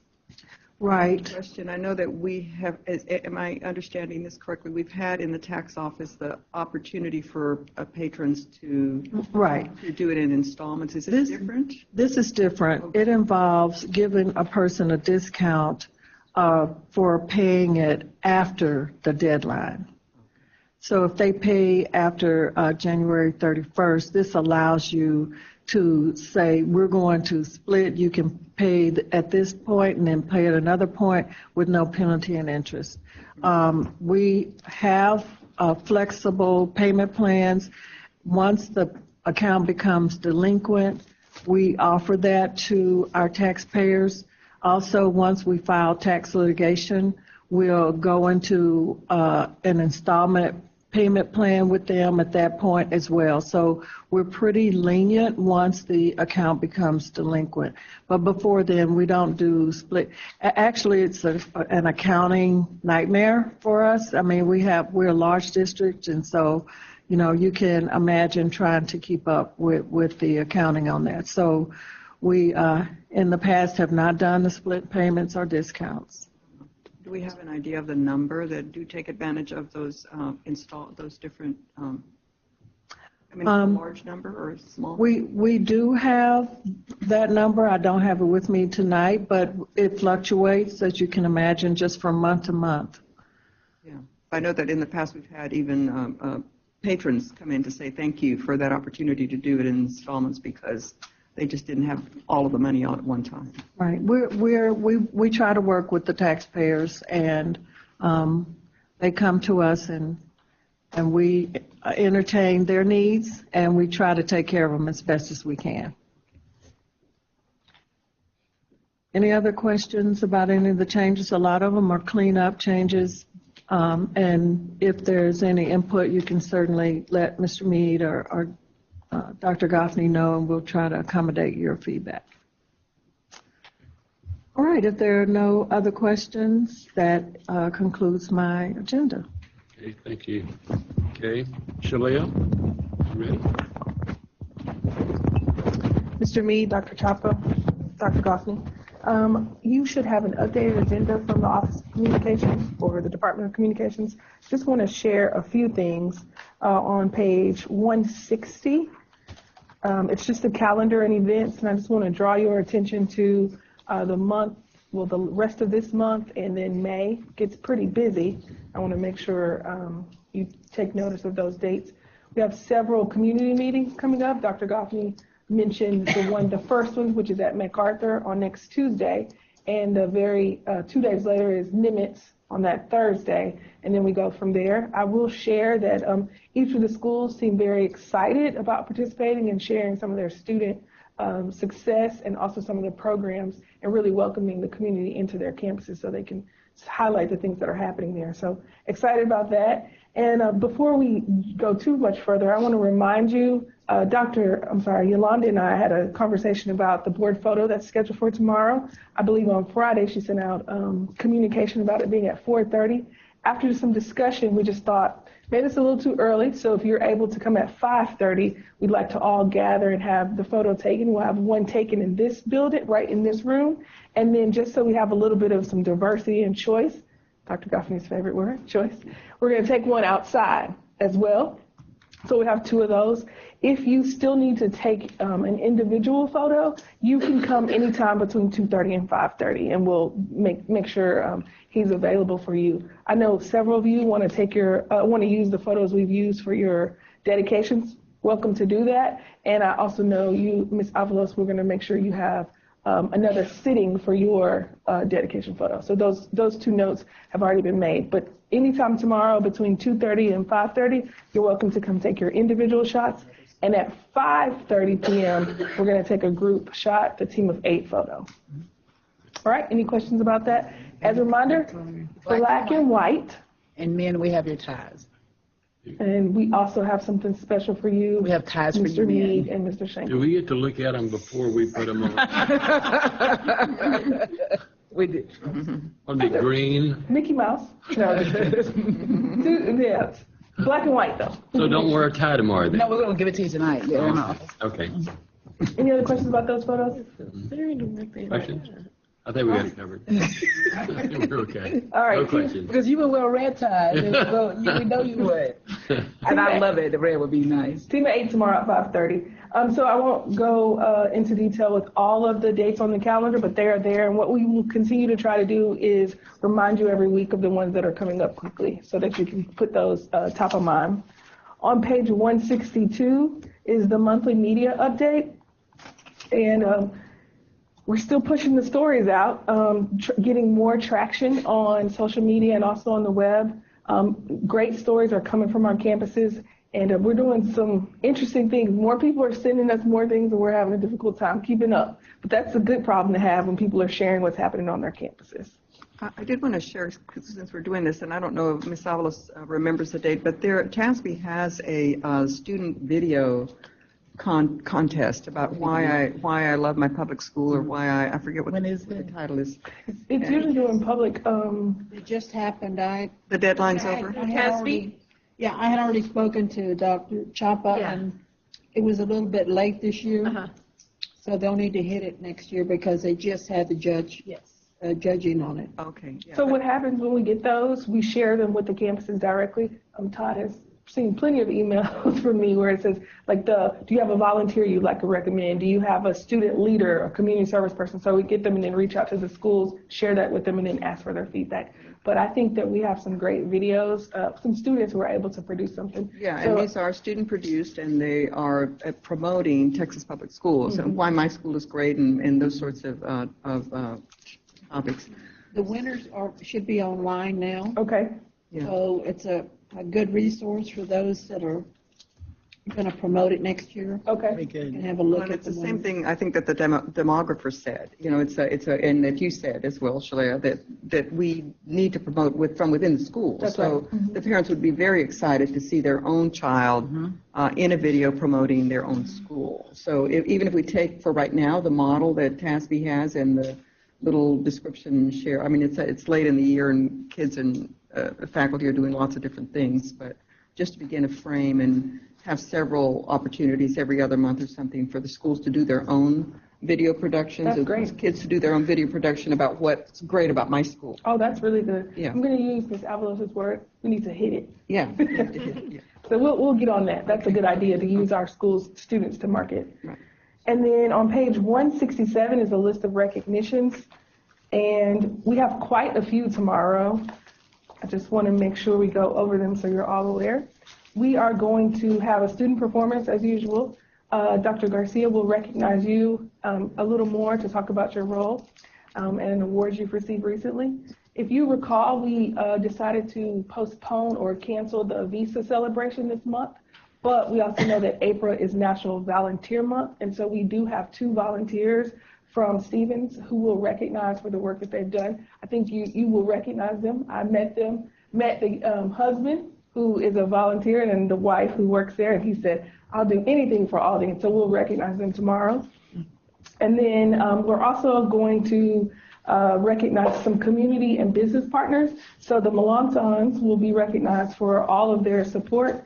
Then from finance, we have JP Morgan, and we'll talk about the relationship we have with them. And then special education has sent us 2 names, and that is Union Pacific and ABM Aviation Services. And if you recall, there was a job fair early this year for our students that are in the special education program, and those 2 business partners were someone that stood out from special education. So we thought it was a great opportunity to do that.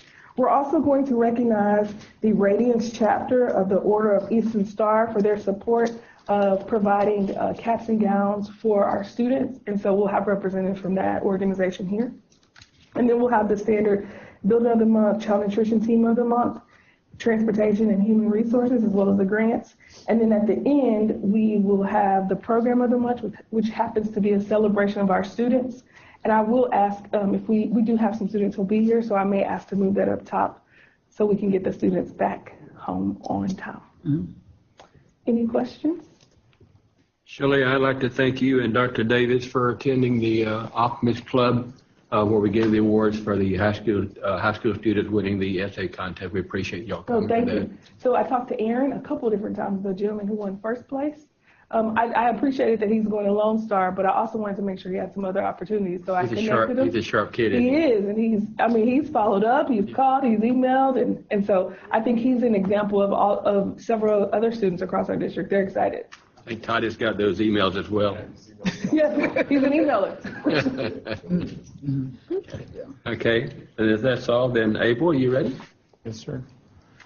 My agenda, Mr. Mead, Dr. Goffney, and board members, my agenda begins on page 169, but let me call your attention to page 170.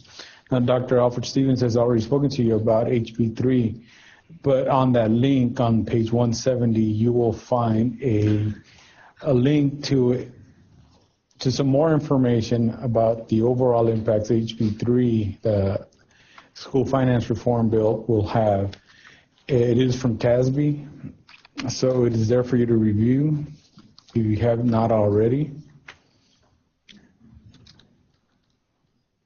Also, I have provided links to other bills of interest. If you go to page 200, you will find a list of bills that we are tracking and are of special interest. First, SB 323 regarding ballot language. Now, below each bill and description, you will find a blue link. If you click on that link, it will take you straight to the bill.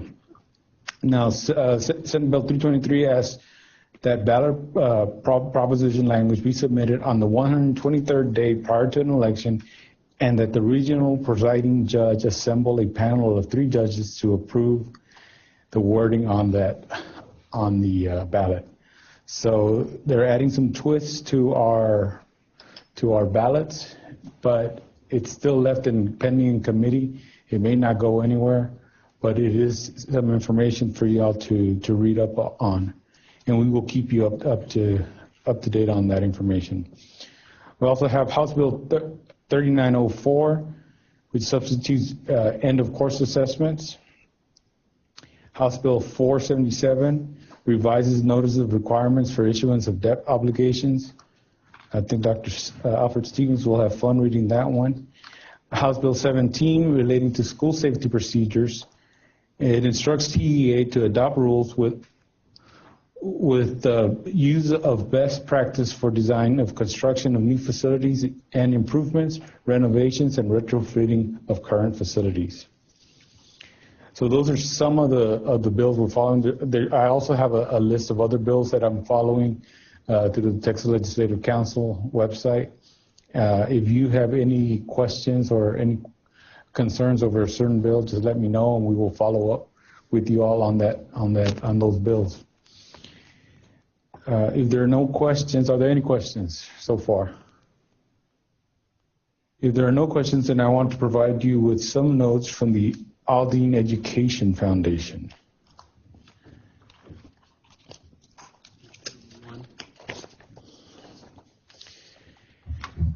As you know, the Aldine Education Foundation announced in early April 282 scholarships awards to Aldine ISD graduating seniors, totaling more than $570,000 from 2 award programs. Aldine Education Foundation is giving 147 awards worth $438,000. This includes 8 scholarships for over $20,000 paid over 4 years, as well as 24 scholarships for $4,000 paid over 2 years. Aldine Scholarship Fund at Lone Star College is giving 135 awards for $135,000. The 2 programs combined represent an increase of over 12% in the number of awards and 7% in the monies awarded. Together, Aldine ISD staff is funding, get this now, the staff is funding 20% of these awards through our employee giving program. So we've come a long way with this Dollar Makes a Difference campaign. And so it's really great to see the staff giving back to the scholarship. We hope that the Aldine ISD Board of Trustees will join us to celebrate these scholarship awards at our upcoming ceremony. As you know, just another event for you to add to your calendar. The Aldine Education Foundation Scholarship Ceremony and Reception will be Tuesday, May 14th, 2019 at 6 p.m. Ceremony with reception to follow at the M.O. Campbell Center. So we'll send out that information to you all. Any questions on AEF? Okay, if not, then finally, please be informed that the district will be partnering with the Harris County's Project Recovery Harvey. That's the name of it. You will find a flyer on page 204 of the board book. The program will help residents impacted by Harvey. They will be able to apply for funding via their website. Aldine will be reaching out to all of our residents. So if money has finally come in for Harvey, so I know at least some of the board members suffered, and so this is an opportunity for not just you all, but for all of our residents. We have a gentleman by the name of Jorge Maldonado who used to work for Gene Green. He knows our area very well, so his intent is to make sure that monies come to our district. And so we'll be working with him to make sure that those folks that can apply are applying for these grants, for these funding opportunities. I went to that meeting at East Aldine Improvement District, and they're saying that people can actually get up to $85,000 yeah. For that. Those with insurance are not eligible. So April, yeah. I'm sorry. On page 204, there's a reference to April the 13th, which was 2 days ago. Right? So. What's the kickoff? It kicked off. So that's not a meeting? It's a countywide kickoff. Yeah, that was just a But there will be dates. Will there be specific dates, or do they just contact him for individual appointments? No, they have some. They will. Yeah, when you have to do it online, and then once you register online, they will notify you and contact you and tell you, okay, this is what you need to do. Right. This is what you haven't done. Please submit. I mean, how is this information, if it's not a general meeting and the public is unaware, how will they know? They are going to different, they're depending on folks like us, on East Aldine Management District, our district, Baker Ripley, different organizations to get the word out. And then they're holding public meetings to discuss this. And, again, we have a vast email system that we can use to send out the information, let them click on and link on. But it's not just a one organization type. They're reaching out to various organizations. Okay. So given, let's just say, that they want to use some of the buildings to do information meetings to inform the parents about what the process is and how to do it, we would be amenable to do it and would get the information out to the parents to come to that site. Yeah, I think it benefits us to do that. It's not just the residents. We but lost kids because of this, yeah, and we can maybe get some back. And April, you probably want to speak to the meeting that we attended in which they want a partnership to explain where to go and when to go and so on and so forth, because they're going to have some satellite places for our different residents to go, because it is not easy. They walk through the online enrollment process, and it concerned all of those of us in attendance. Mr. Nate, you were there. And it was like we had questions about who's going to support these people or our people as they're going on online and trying to complete that process. And if you're a renter, you don't get anything. Right. And you have to own the home, and they explain that. And that's going to be a challenge. Because and organizations don't, churches don't. Yeah. I asked for my church, and they told me no. And it's a significant amount of money. It is. We're talking billions of dollars that they've been able to secure. I have some information to add. Except today I got an email from Armando Wally's office, and they have set up intake centers. There's one at Northwest Freeway, one in Crosby, one in Pasadena, one in Houston. And they're depending on, and I'll share this with you. Please. It's in English and Spanish. Miriam Saldívar sent it to me, and they're depending on, like myself, like I'm a community civic club president, and I know Marina Sugg, all of us out here at Aldine particularly to disseminate this information. So I put it on next door right away to all our neighboring areas, folks, so that they know where to go, because many have applied, but they haven't heard. And so I've invited them to go to the intake centers, and they have the hours of operation here from 8 to 5. Yeah. And but see, 8 to 6, folks are working, and that's not really very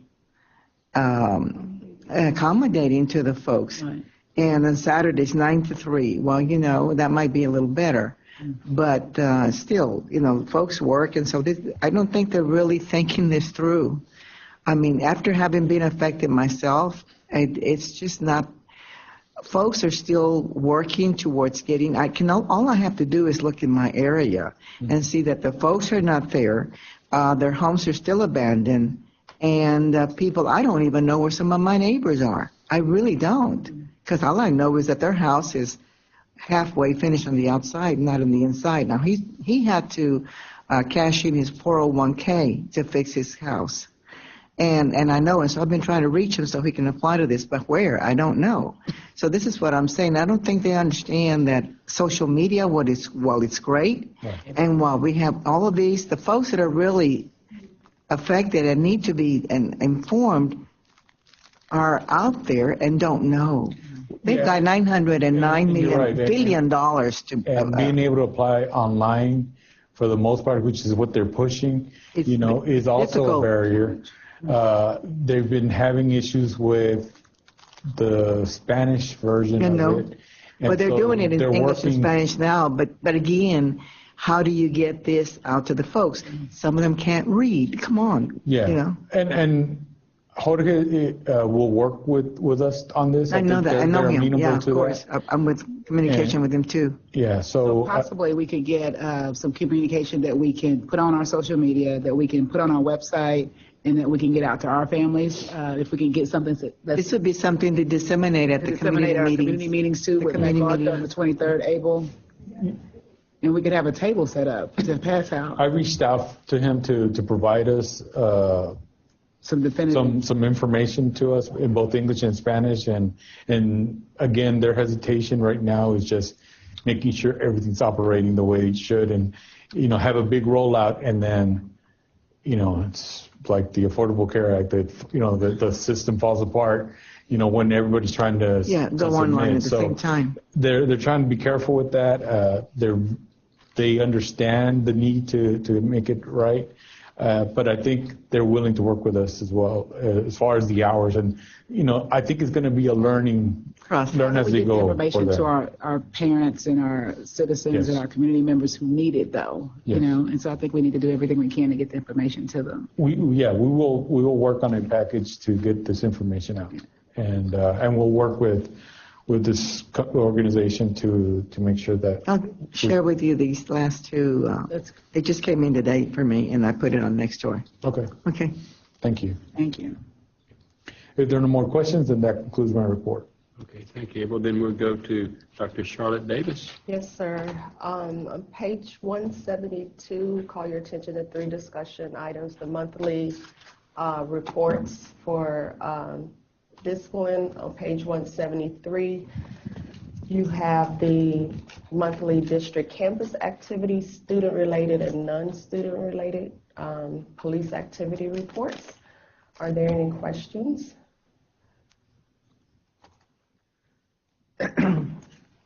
On page 181, you have the hearing report that summarizes our mandatory and discretionary removals to our alternative settings.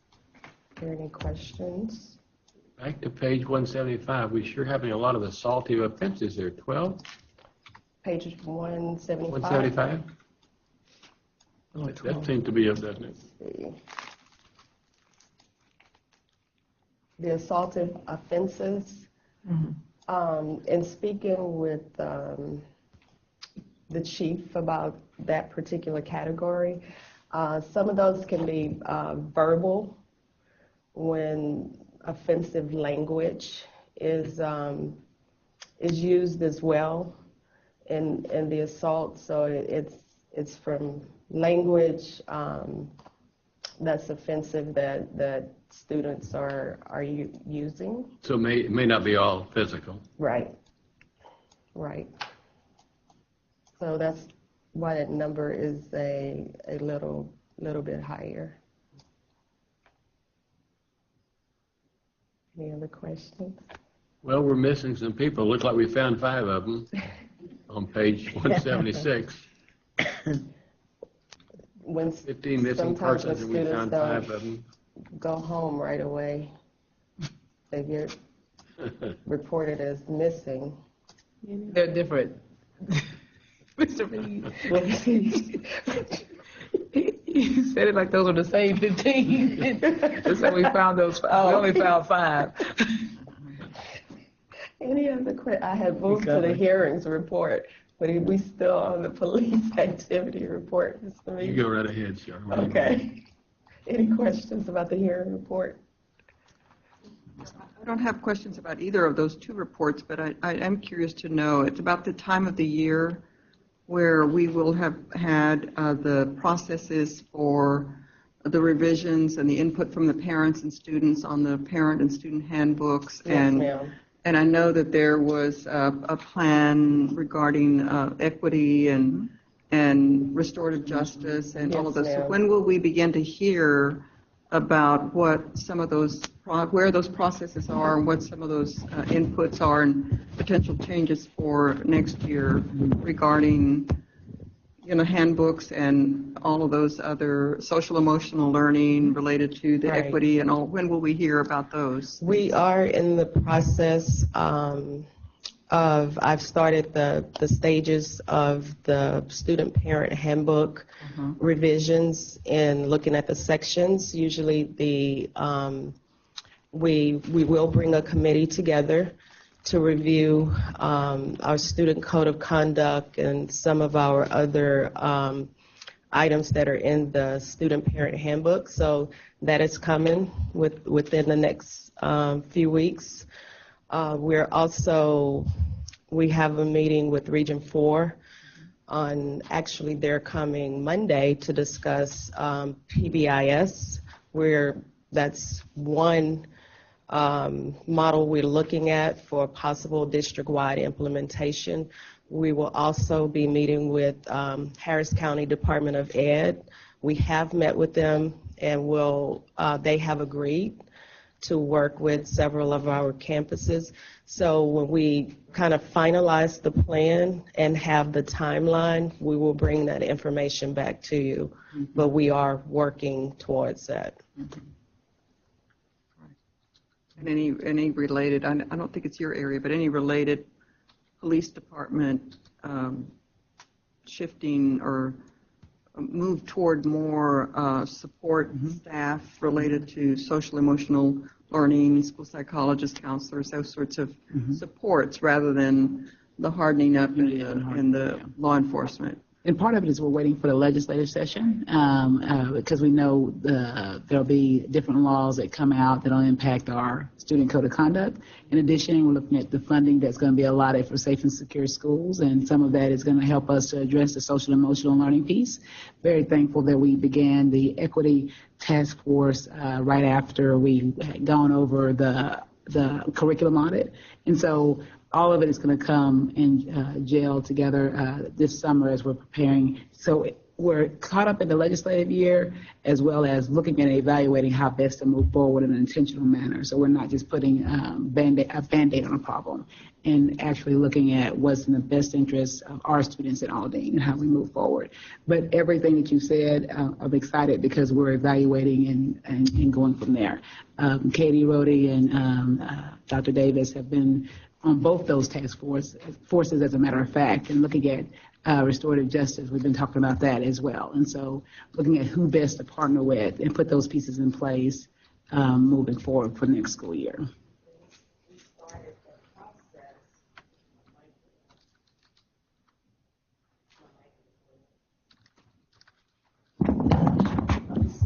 Thank you. We started the process earlier this school year, and we've had meetings with the Equity Task Force. We've gone through defining social and emotional learning, how it fits for Aldine, what do we want to see in Aldine, what are we going to target. We've pulled discipline numbers for each campus, and we're doing a lot of work in researching and trying to determine the best way to move forward that will make an impact with Aldine School District.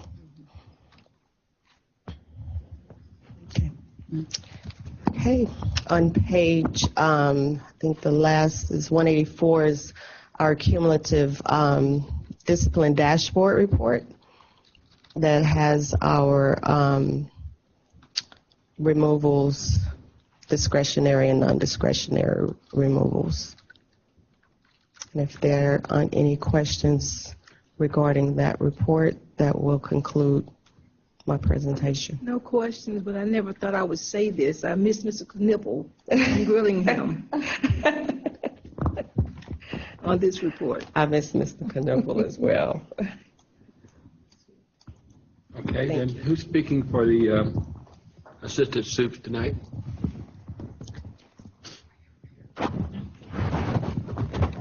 Good evening, President Mead, Dr. Goffney, members of the board. I am speaking on behalf of Ms. Rohde, and our agenda actually begins on page 216. It's part of the addendum.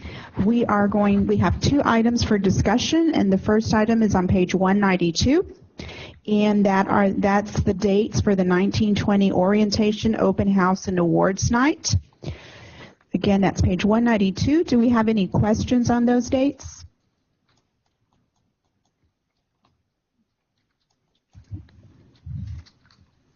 So if not, we will move to the next item, which is located on page 218, and that's the middle school experience. And at this time, I'm going to have Ms. Holt speak about that, page 218.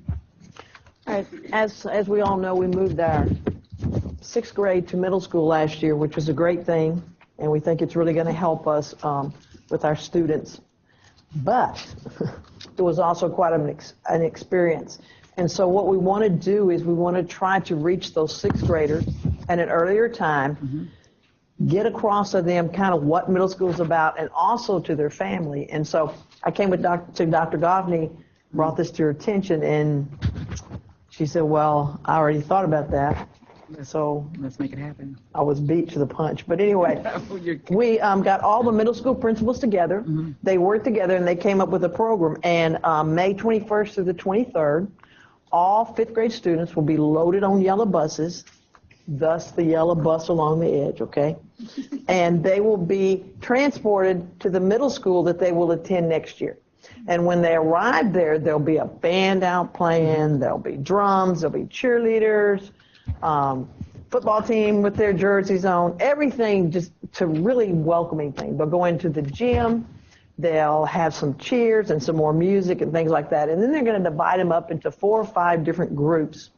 And they're going to move throughout the school and do different things. One's going to be a tour. One, they're going to meet with all the counseling staff to where they really understand there's people there for them and people to assist them with that.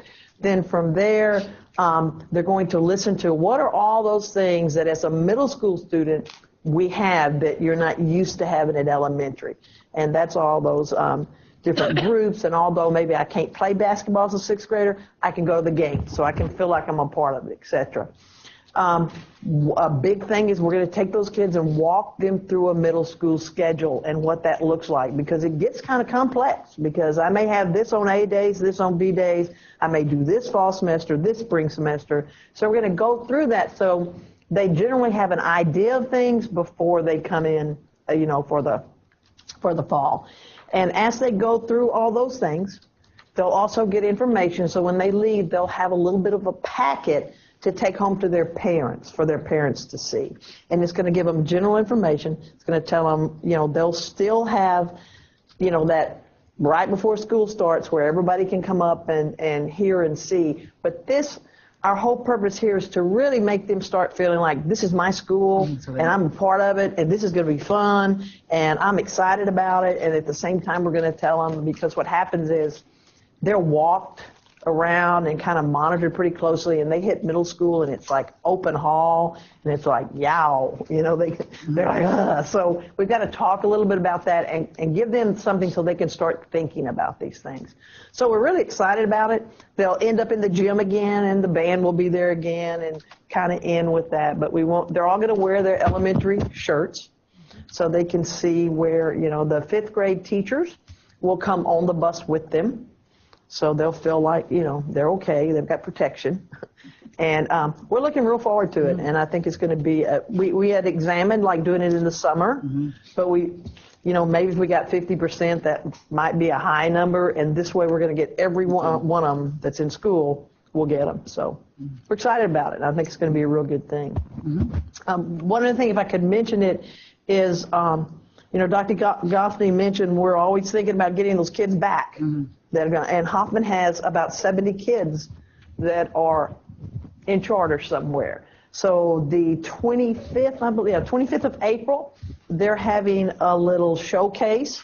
It's kind of like if you're not here, see what you're missing. They're going to have all kind of things from 5:30 to 7:30 there at the school. If any of you would like to come by, they had an art display a week and a half ago that was just wonderful. So a lot of good things are going on over there, and we want the community to start seeing that, so we can try to get some of those kids back. And we have gotten some kids back. So what day is that? That's the 25th of April. Starts at 5:30. And you even get a hot dog if you come. Okay. So. You did a great job. Just one. And that's all I had. We also have Stacy Smith, who will be recognizing our grant recipients, and then Carlos Barron will be highlighting our elementary student programs. So that concludes our agenda. Okay.